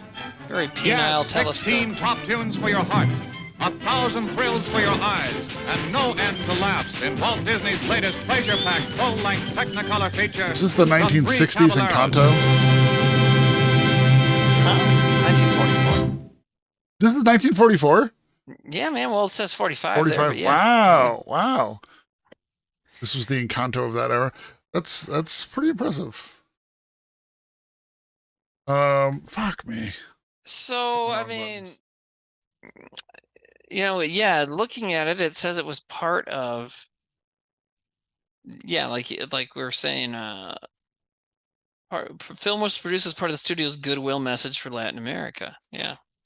But who voices the Mexican rooster bird is what I'm wondering. You know what I mean? Yeah.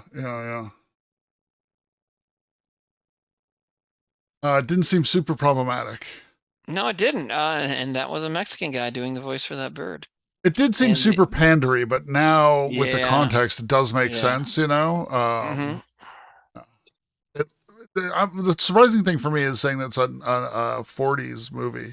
So it looks really good, Well, I mean, that's the thing is, the Walt Disney Animation Company, I mean, they were, for years, like, the reason that so many animated movies, you just see them as Disney movies, and for so many years they were like the only game in town, and it's because they're so fucking good at it and they're so technologically advanced, with their animation, and no one could touch them.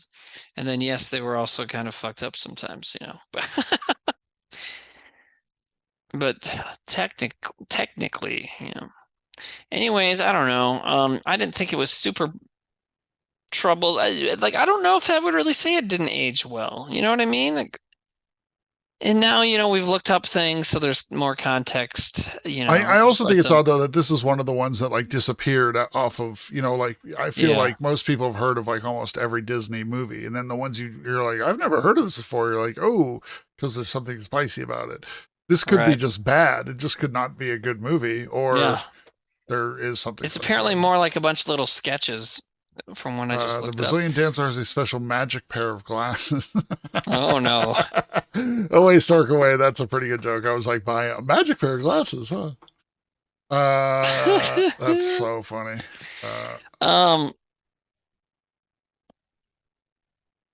Yeah. I'm not going to give this one points. I feel this. I don't know. I think I'll give it 1 because it definitely. Having cartoon ducks getting horny for real girls, but you can still do that. Okay. That telescope. And that is boner. what the context is. Yeah. 3 cartoon birds get horny over real women in one of Disney's finest. So okay. The context. I'll give it 1. Yeah. Okay. The context will give me a Nate's point. Nate's giving it 1. You should have read the context. In the way yeah. When My he's head's like, in the way, whoa! Can we watch that part again? Yeah, hold on. Mexican dancer. No.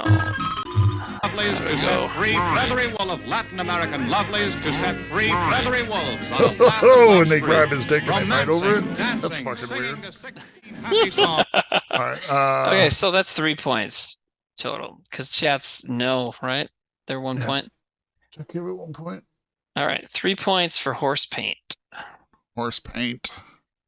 And I probably chose the least offensive one of the 3 they submitted. So, but whatever. I try and keep it diverse. One of the other choices was very obvious, which it's probably would work. But I'm like, let's try something.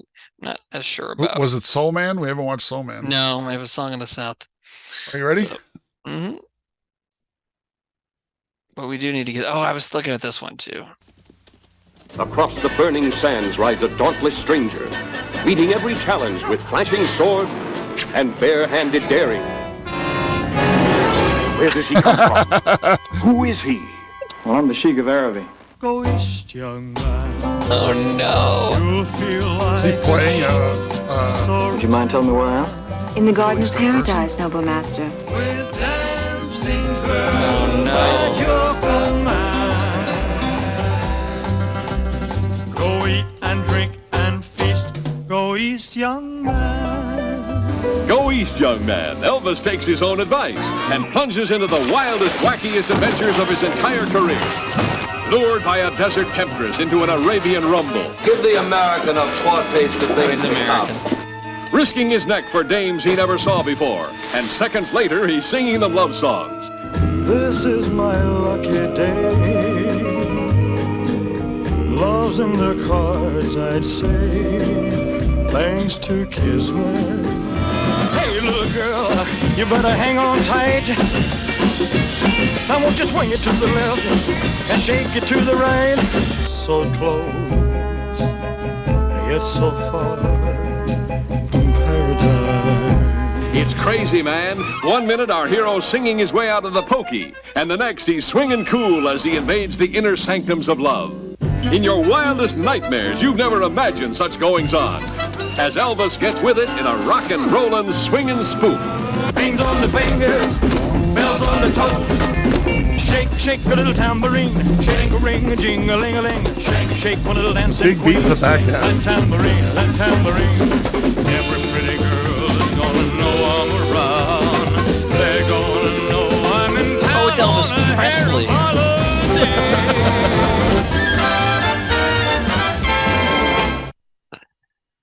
Okay. Yeah, Elvis Presley, Timmy. Jesus. I thought it was Elvis Mitchell, the film critic. Wow. The context says Elvis in the Middle East, and he's up to his eyeballs in harems and slave girls. Bonus points for the trailer opening with Elvis slapping a cheetah, and also a very brief appearance of a short-statured Billy Barty, founder of the Little People of America. Yeah, Billy Barty, sure. He's in UHF. He has a large role in this movie. Interesting. I didn't see the Billy Barty part. But that definitely fits. Yeah, right? I thought it was like, oh, Elvis is playing like a Middle Eastern person, but they did say the American. But still, and I mean, dude, the part of the trailer that says like the slave girls are dancing, it's like, whoa, it was like, it says slave girls, but not to introduce the problem that is having slave girls. They're like, hey, these slave girls are having a good time. Harum, Scarum. Which is like that's like a kind of racist stereotypical thing, right? What is it? Oh, yeah? Okay. A harem of women. But it was spelled the other kind of, yeah. Harum is forbidden. Harum is forbidden. So I would assume Elvis would be Harum. Right. So I give that 2 points because I think it was fucked up enough for me. Human trafficking is problematic. Yeah. Yes. That was like an exciting movie. So I'll give it 2. Chat's into it. Well, they're kind of into it. I always forget Elvis was like in a lot of movies. Tons. We've seen some trailers for some weird nothing bullshit movies that he's been in. I'm like, dude, that fucking cowboy one. The cowboy one. Hey, Muff Jetty. Hey, thank you, Muff Jedi. Sorry, Nate said Muff Jetty. Yeah, Jetty. That's how you spell Jedi. We don't know if he's a Jedi. Whatever. All right. Chats. Ooh, man. It went down a little bit since I last looked, so they're giving it 2 points still. All right, we're going to give it 2 points. What did you say? 2 points from me. I said 2. So that's I think 6. I'll give it 2, yeah. So 6-2. Oh, you got this one, right? Yeah. 6, Harum, Scarum, Lobaka. Lobaka had a few interesting ones here. 6 points. It's hard to do it all, Yeah, it's tough. Some people, some of these movies I am not familiar with, and so reading like the descriptions is really the only thing I have to go on. So I'm like, oh, these all look really good. But I do like when people are like, they start off their context being like, this is my number one pick. And it's like, okay, cool. Like if you like this pick more than your other one, we'll watch that. Yeah, and let us know. And write some kind of context because we do skip them when there's not. Sometimes 34 movies, kind of. Jesus Christ.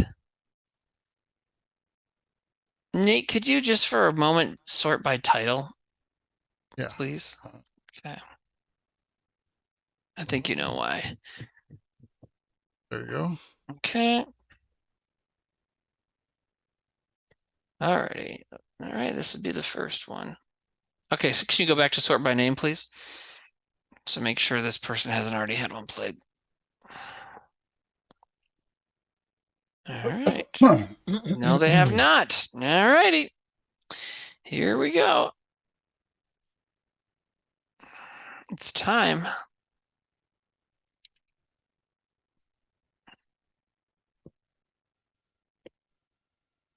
New World Pictures. Harvard Law School. Yeah!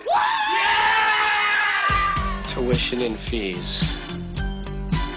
$10,493. Harvard Law School.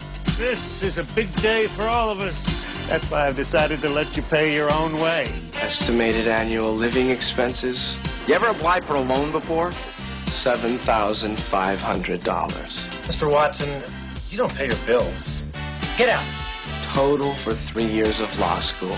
Wait a second, look at this. Full tuition for the most qualified applicant. Most qualified black applicant. $53,979. Don't you think you're overreacting? No. Congratulations, Mr. Watson. Thank you, sir. I'll do my best. Jeez, People at Harvard. It's gonna be great. These are the 80s, man. It's the Cosby decade. For Mark Watson, all it took was a little soul. I'd like you to meet my good friend, Kareem Abdul-Ali. We got Washington here on the coin toss, so he'll take Leon. That's Watson. Right. Sorry, Marcus. Yeah, there may be a problem here. His roommate was a, What? black Negro. A black Negro? You know, there's something really strange about it, and I don't know what it is. Problematic. Oh, God, is she beautiful? You gotta believe me. You must have learned a great deal more than you bargained for. Tell her I'm white. Don't tell her you're white. What's going on? Can we blame him for the color of his skin? Mom, Dad, I'm black. What? No, you're crazy. Mark Watson. Come on now! From the producer of Risky Business, Soul Man. He didn't give up. He got down. Right on. You really hate the Beach Boys now? Directed by There's a weird Steve line. Miner. Who's Steve Miner? Yeah. Steve Miner is a big horror guy, instrumental in Friday the 13th. Anyways, wow. I've never seen that movie. Have you seen it, Nate? Yeah. And, you know, I went to Harvard, and it is a lot like that. You The went to white Harvard people- for school? No. Oh, but you were there. Yeah, you're around there. I've yeah. been to Harvard. Yeah. Wow, that's crazy, man. Yeah, so that happened. That's crazy. That's Okay. crazy. Can you go Every back to time sorting by I thought you sorted by name again. And then it I went did, and it's my turn to pick. So Oh, so you went by title for the resorted. same Yeah, reason. yeah. I gotcha. Sorry. Anyways, okay, well, yeah, I mean, this is like one of the movies for this, right? Was it even okay then? I mean, Jesus. That's the thing. That's the thing is Like, holy I, shit. this is one of those ones that you're like, holy shit. Oh, he directed Yeah. Halloween H2O. Holy shit. Tiger Yeah. Hero. Damn. Yeah. I mean, it ruined his career. Yeah. Really. I don't know. I feel like they probably, I mean, obviously they thought it was a clever enough concept to make a movie out of, but it definitely was. And it's not, do you think there's a way they could have done this in a smart way? No. No, there's no way. I mean, do you? I mean, I don't know. I don't know. Man. That's It's why a I'm pretty wondering. dumb idea, anyways. You know, like, take the whole being racist part out of it. It's just also like, it's just kind of I don't know. It's kind of a dumb idea. Super 390 says, of course they hired James Earl Jones to cover their asses. Yeah, for sure. And you can tell. Yeah, I just don't haven't see seen the a movie. way of them being able to make this movie. But Yeah. I would like this. I don't know. But that being said, I'm it trying to still see an did. angle. It still did age poorly. Anthem for No State says Tropic Thunder. Well, you know, yeah, Tropic Thunder did that too, but they knew they were doing it and like made it part of the joke, right? In Tropic Thunder. Yeah, I mean that was more like the meta joke, you know. Talk Twitch says WKUK never entered blackface territory. Trevor may have had some makeup on when he played Bin Laden once. That would have been it though, because we're not like we wouldn't do blackface. Blueface. We did blueface. Yeah, but we weren't. You know, some people think we're just going out to offend people, but no, we weren't going to just go do racist shit. You know, for no reason. Kind of not how that works. But anyways. They had a low budget. Oh, they This submitted was one- Tropic Thunder more. Someone submitted Tropic Thunder for the R word. Oh, they say that in there a bunch, don't they? Yeah. Yeah, if this was like a low budget movie that came out today, it would definitely be like some kind of right wing propaganda about affirmative action and stuff, you know? Yeah, totally. Like, Ben Shapiro's definitely rebooting this. You know what? I was thinking about Ben Shapiro during that the first of two anti-believing rape accuser movies. The first one, the one that was really bad about the 15-year-old. Yeah. I was thinking about like, man, it's crazy that Ben Shapiro traveled back in time and made a movie. But anyways, jeez. I give that 2 points. That was a very spicy, like, holy shit. Oof. I can't believe that's a movie, and it's not even like from the 40s. Schmigel says, I hate to say it, but my niece got a full boat scholarship to Hobart, and we're pretty sure it's because she has a black sounding name, came from an underprivileged background, but her whole Dorm she got dorm assigned to was a black dorm. She's white, by the way. Happens. Yeah. Interesting. So chat really liked that and gave it only three people voted against that. So that was a resounding 3 points from chat. I am going to give that 2 points. I think it's deserved of 2 points. What are we talking about? Soul Man?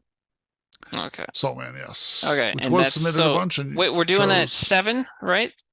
Yes. Okay, 7 points to Mayor McButts because they submitted it first. So. What you a lot of people submitted Miss March, but guess what? We're not going to watch. Is it even? I guess maybe. Yeah, it probably aged poorly. I don't know. 6, 7, 8, 9, 10, 11, 12, 13, 14, 15. Dude, I think should we each do one more? I'm about done. It's been almost 4 hours. 1, 2, 3, 4, 5, 6, 7. I think we're well past 20 actually.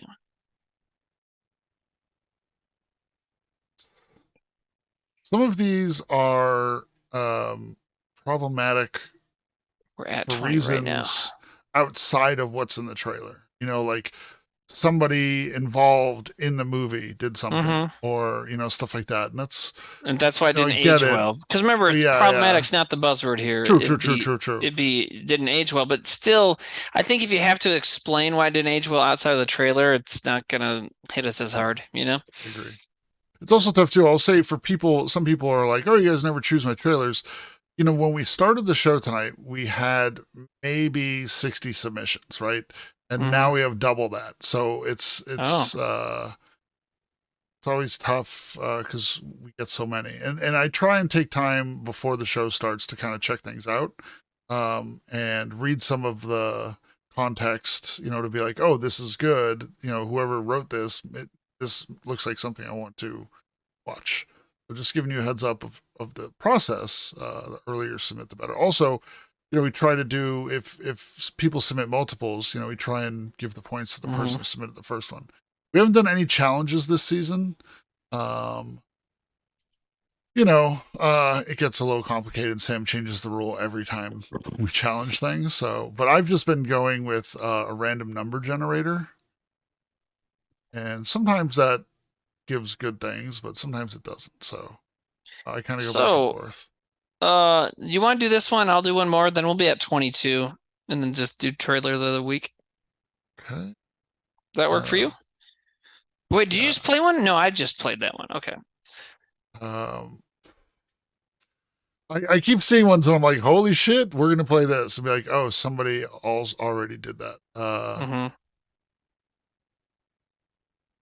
Okay, let me see.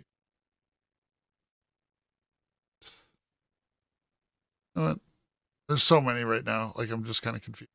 I'm just going to go with the one that came up in the random number generator. There you go. Check to see if that's a... All right, here we go.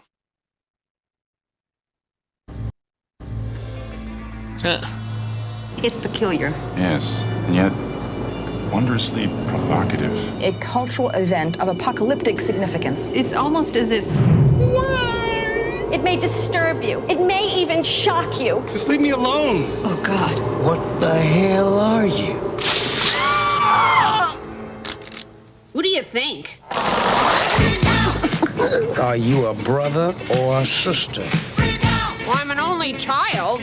As God is my witness, I will uncover the mystery that is Pat. Pretty creepy, huh? Pleased to meet you. Gorgeous. Do you have a photo of you in the nude? Yes, I do, sir. I need some feminine napkins. I am in hell now. You never know when Aunt Wilma's going to stop by for lunch. There's a word for what you are. Charismatic? This summer, if you think it's a man. Pat, I'm in a towel. Should I be embarrassed? Ouch. If you're positive it's a woman. Oh, this is something we'll both enjoy. Then there's one thing for sure. What's the difference? If it was, bras, panties, boxer shorts, jock straps. It's Pat, the movie. Oh, Pat. Is that a banana in your pocket, or are you just happy to see me? No, it's a banana.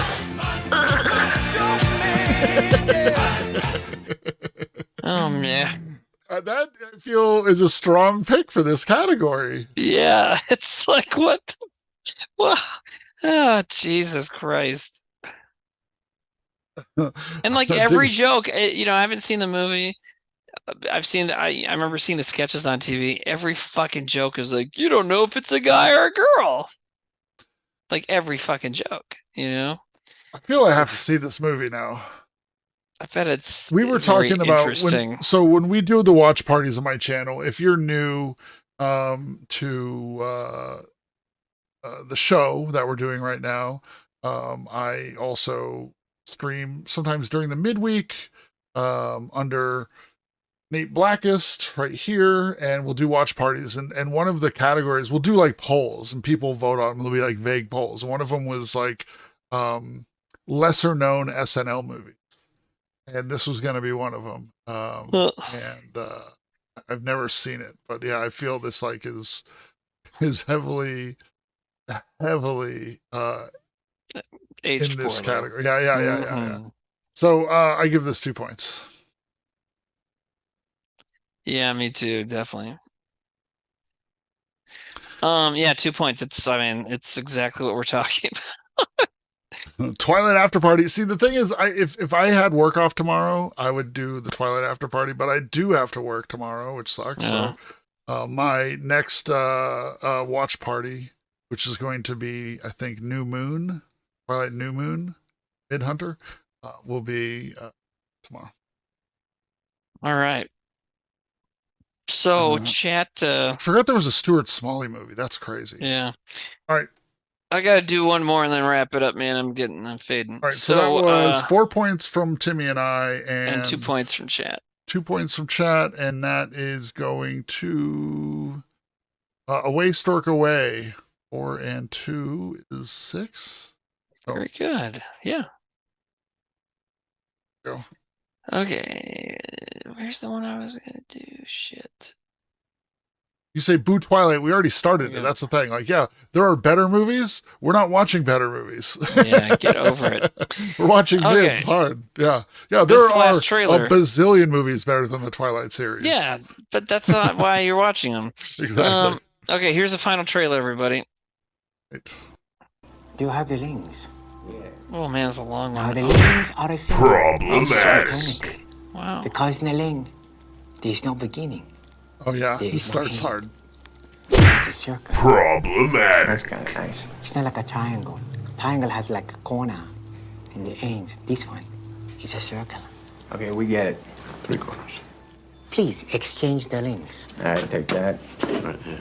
Thanks. This was 2007. It's a promise of your love forever together. Beautiful. For all eternity.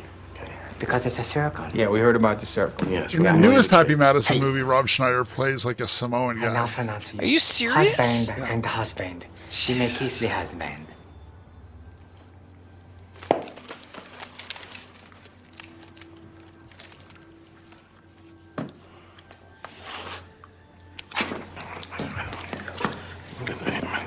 What do you mean? Kiss the husband. Yeah, we heard you.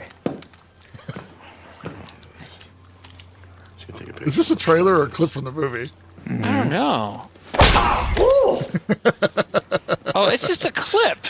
That's how we roll in our house, baby. This doesn't count at all. This doesn't count. Okay, I'm gonna pick another one. Jesus Christ! Come on, you guys. It's called Trailer Boys, not part of the movie Boys. All right. Well, I'm not gonna pick any of that person's other ones because now I don't trust them. So let me pick something else. Okay, this will maybe do.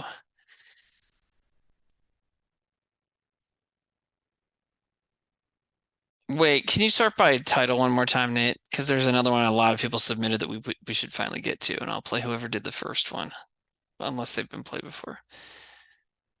Oop. Oh, not link title. Yeah. Thank you. Okay. Rob Schneider's a crazy right-wing conspiracy nut now? Oh. Oh yeah, man. He played Watertown doing all his fucking bullshit COVID stuff. So did Jim Brewer. Okay. Can you go back to user now? Sorry. It is weird how like people like I was at a funeral and I hadn't seen somebody in a while and we're catching up and a lot has changed in 3 years, and then somebody was like, "Oh, I heard you're getting divorced." And he's like, yeah. And I'm like, well, that's crazy. And then another person just was hammered and blurted out. And they're like, I heard it's because you're an anti-vaxxer. And I was like, what? And I'm like in the middle, like, and they're like, I'm not an anti-vaxxer, just not for me. And I was like, whoa, there's a lot. There's just so much going on at once. This is, it always sucks when that happens. Yeah.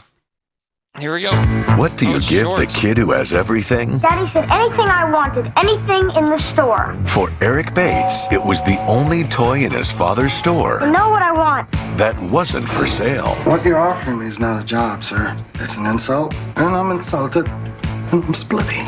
Now, Jack Brown has been made an offer he can't refuse. $10,000? For that kind of money, if Eric blows his nose, you wipe it. And if he can survive 1 week with Eric,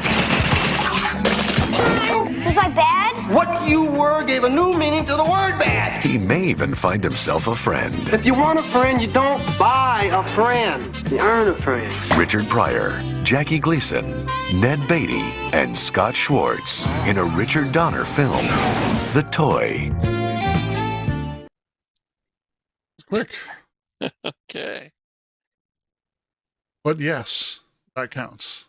Yeah, that does count. I used to love that movie. I've never seen it.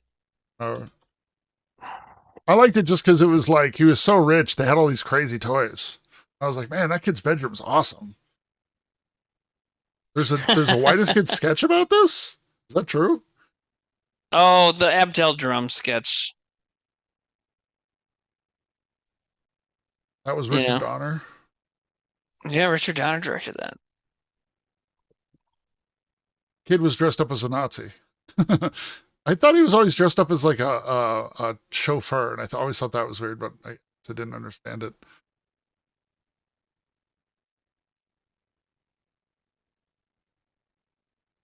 So now Toffee says, so is the concept of buying a person that is in question? Yes. I mean, that's what it's about, right? But I agree, it wasn't the strongest trailer. Yeah, I agree. Hey, Adventurous, subscribe. Thank you, Adventurous. Trailer was kind of boring. Yeah, and the movie's great. Punish Walrus says, is it problematic because he bought a human or because the human he bought is black? Well, I think buying the human. Yeah, period. But also, I feel like no one would ever make that one where both characters are white. You know what I mean? Oh, wait, say it again. Well, they're because they're asking like, is it problematic because they're a slave or because it was a black slave? It's like, well, it'd be problematic if it was any slave, but also I feel like had someone written a script where it was a white guy buys a white guy, they wouldn't have made the movie. You know what I mean? Makes sense. Yeah. It doesn't, but it does. It would be funnier if Richard Pryor beats the kid to death. Yeah. Anyways, it's really about how bad the parents are. It's not so much about the kid. Right. So I'll give it a 1. You give it a 1? I wish it was longer. A few people submitted that. Did they all submit the same trailer? Well, the 3 people. Hold on. I'm going to answer your question, so don't start questioning my answer before I give it to you. So, and it's the end of the night. You know how it is. So, anyways, 3 people submitted it. The other 2 people, we've already watched some of their trailers, and then this person submitted 2 versions, but asked it to play this one. So, okay, interesting.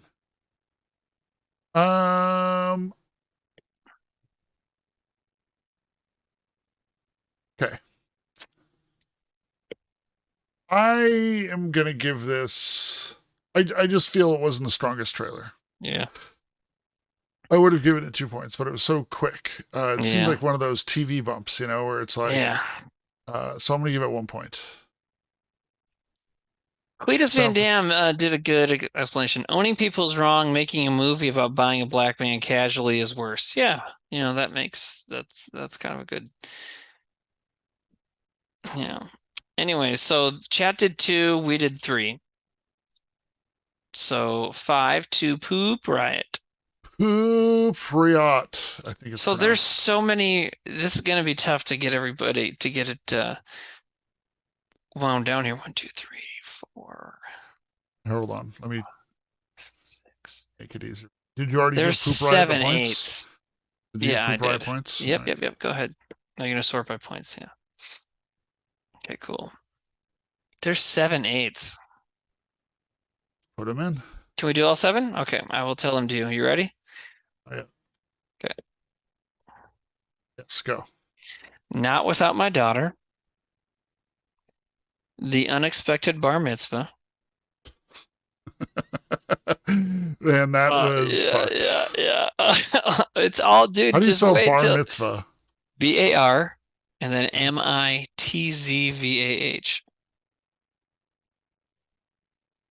And then Under the Rainbow. Also crazy. Yeah, all these are real high. Silk 2. Gay Deceivers. Oh yeah. Jailbait. And Jailbait got Spider-Man. 8? Yeah, dude, Jailbait was a fucking insane trailer.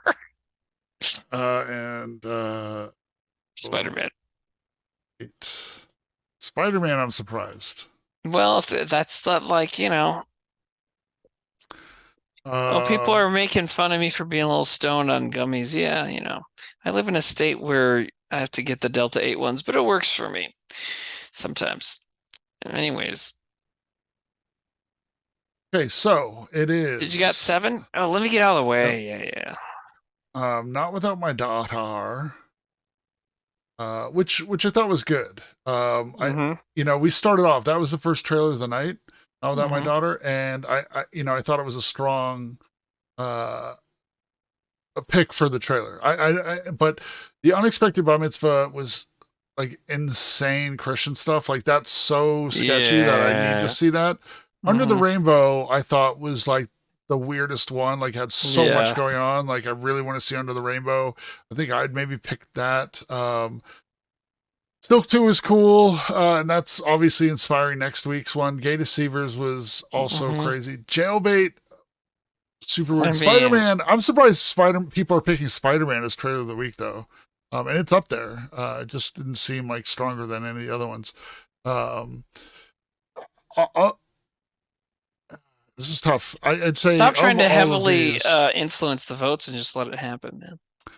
Well, I mean, whenever I talk about the ones I don't think should win, they win anyway. So, good. I'm just saying, continue making him wrong, you guys. I would pick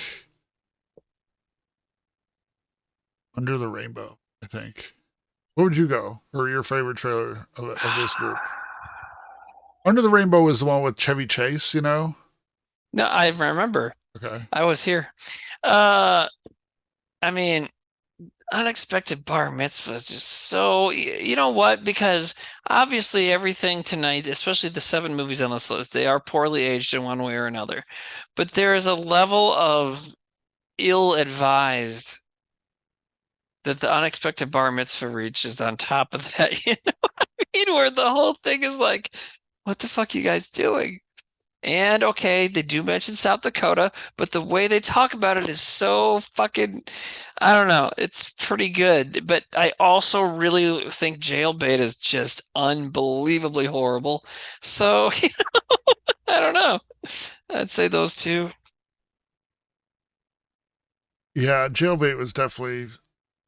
It's funny though, because I thought Jailbait was pretty like straightforward, like whatever, it's sketchy. But then when you were like, yeah, it's kind of politicized, and you're like, oh yeah, it oddly grossly is, and that kind of changed. Yeah. That kind of changed Jailbait for me.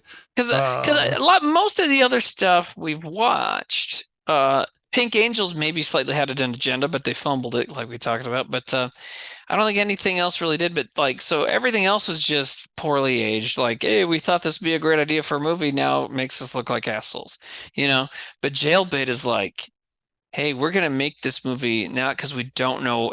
That's the difference. Jailbait, all the poorly aged stuff, they were still saying what it says now. You know what I mean? Like, they were always saying, like, the message of the movie from inception was, we're going to make this movie where we say that people that accuse you of rape are the bad ones, And all the other movies weren't setting out necessarily to be super racist. You know what I mean? Like, that's what makes Jailbait worse of the time. to me, Right. But Jailbait's still like, maybe it was more acceptable to make, to do that as a joke for a whole movie, but also it's like.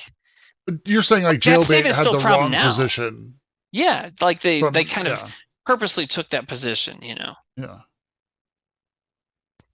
I had to blow something out of the crease, the cracks in my keyboard, Anyways, yeah, I'd probably go Jailbait now that I just did my little soapbox, talk myself into it. And it is fucking killing it. But, Wasn't Jailbait also an Ed Wood film? I believe his was called Teenage Jailbait, wasn't it? Hey, how often have you guys gotten Oh no, he did make a movie called Jailbait, you're right. Well, anyways, how often have you guys shown Ed Wood movies? Have you had many of those? No, and what I was surprised is who is that other guy that did a lot of like sexploitation movies? Roger Corman or no? Okay. I forget his name. I would recognize the name. But I thought we'd see some of those in here too. Or maybe they're too hot for TOS, Yeah.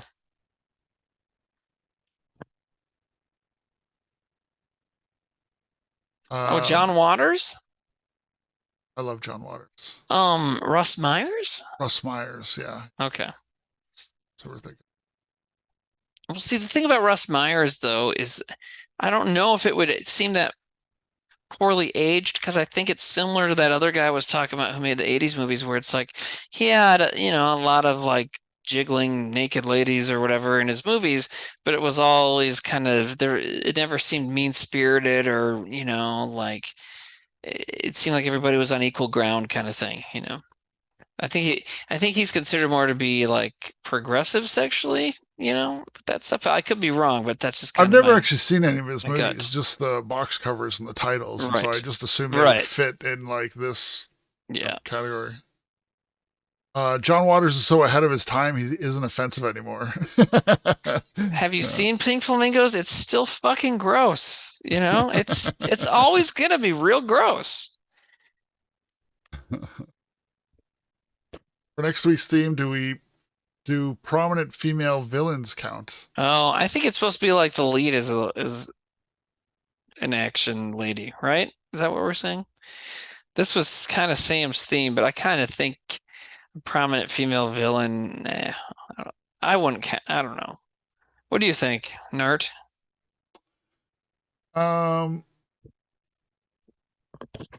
Sam said femme fatale. That's like the first thing he said for it. So right, which would be, femme fatales. It depends on how tight we're going to go with that definition. Women-led action movies. Okay, there we go. Women-led action movies. I like that. That makes it simple.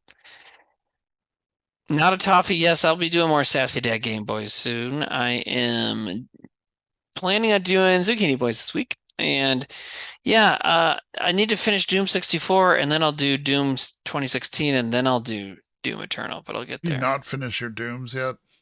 No, man, I took a long time off, or not even moving, but just stuff, Do you want to finish the Dooms, or are you just doing it because you said you would?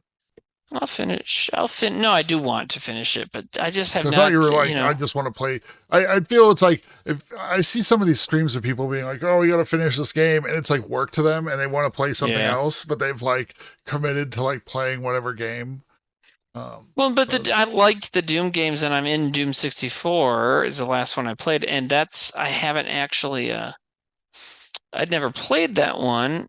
And it's good, so I don't care. But then the two Dooms after that are fantastic, and that's what I'm going to do. So, anyways, how long are we done voting? I think we're done. We're done voting. And Jailbait. It looks like Jailbait has won. Runaway Unexpected winner. Bar Mitzvah. No, second. Spider-Man is second, which is crazy. Oh wow! Now without my daughter, didn't get any votes. Yeah, and the funny thing is, I feel that the people who voted for Spider-Man as Trailer of the Week are stupid. Yeah, that's really weird that you would shame people for their opinion. Dumb. Anyways, Jailbait won. Who submitted that one again? Spider-Man rules. Spider-Man rules. But for this category, would you say trailer of the week? Man, it's so funny. People still don't get that we're just talking about the trailers. Like, you say you don't like the trailer and that doesn't fit the theme. People are like, that's a good movie. I'm going to, like, you're insulting my entire childhood. It's like, no, I'm just saying. And again, I'll say I did like the trailer too, but for the theme of, if you're like, hey, here's a theme of the trailers, what's the best trailer of the didn't age well? And you're like, Spider-Man. You're like, oh, wait, what? All right. It was a good trailer. You smell, Nate. I smell great. I do. And I smell with my nose. I have the ability to smell things. The Alien Works one. Alien Works getting the Jailbait in there. Dude, fucking. And I don't think I actually read the context of this too. It says, so just to give you an idea of like the context, that's good. He puts the time in the trailer, 2 minutes, 36 seconds, a 2000 comedy about a record scratch, statutory rape. Right. And that's like, that's good context. It tells you what is in it and kind of why it fits the theme. Boom. And the time, like Nate said, time, that's great. You know? So I think it's time for me to leave. It's been so long. Now these shows are getting 4 hours long. Pretty soon I'm going to start. They don't have to be 4 hours long, except we start a little bit late and then we start even later once we start the stream. So it does get a little, it goes a little off the rails. I can stop showing my movies, but I don't think that's what makes it. No, that's not what slows us down either, And I enjoy being able to see the stuff. Brent Weinbach is streaming. Someone was saying Dane Cook streams, and no, don't do that. Do you guys know who Brent Weinbach is? He's really funny. Anyways, I'm gonna go because it's this. See, this is this is why I don't want to do it every week, man. 4 hours, I can't. It doesn't have to be 4 hours. Well, but it's proving to have to be. Yeah, but you don't edit it down live, so it still doesn't make me be here for 4 hours. True. You know what I mean? It's like, well, but Timmy, it's only going to be 2 hours later. It's like, that doesn't give me 2 hours. What, like, do you? Anyways, okay, I love you. Love you too, bud. Have fun raiding the castle, storming the castle. Yeah, Brent Weinbach, he did that, what was it, the dial person? I forget, but he's awesome and funny, so be nice to him. Bye, everybody.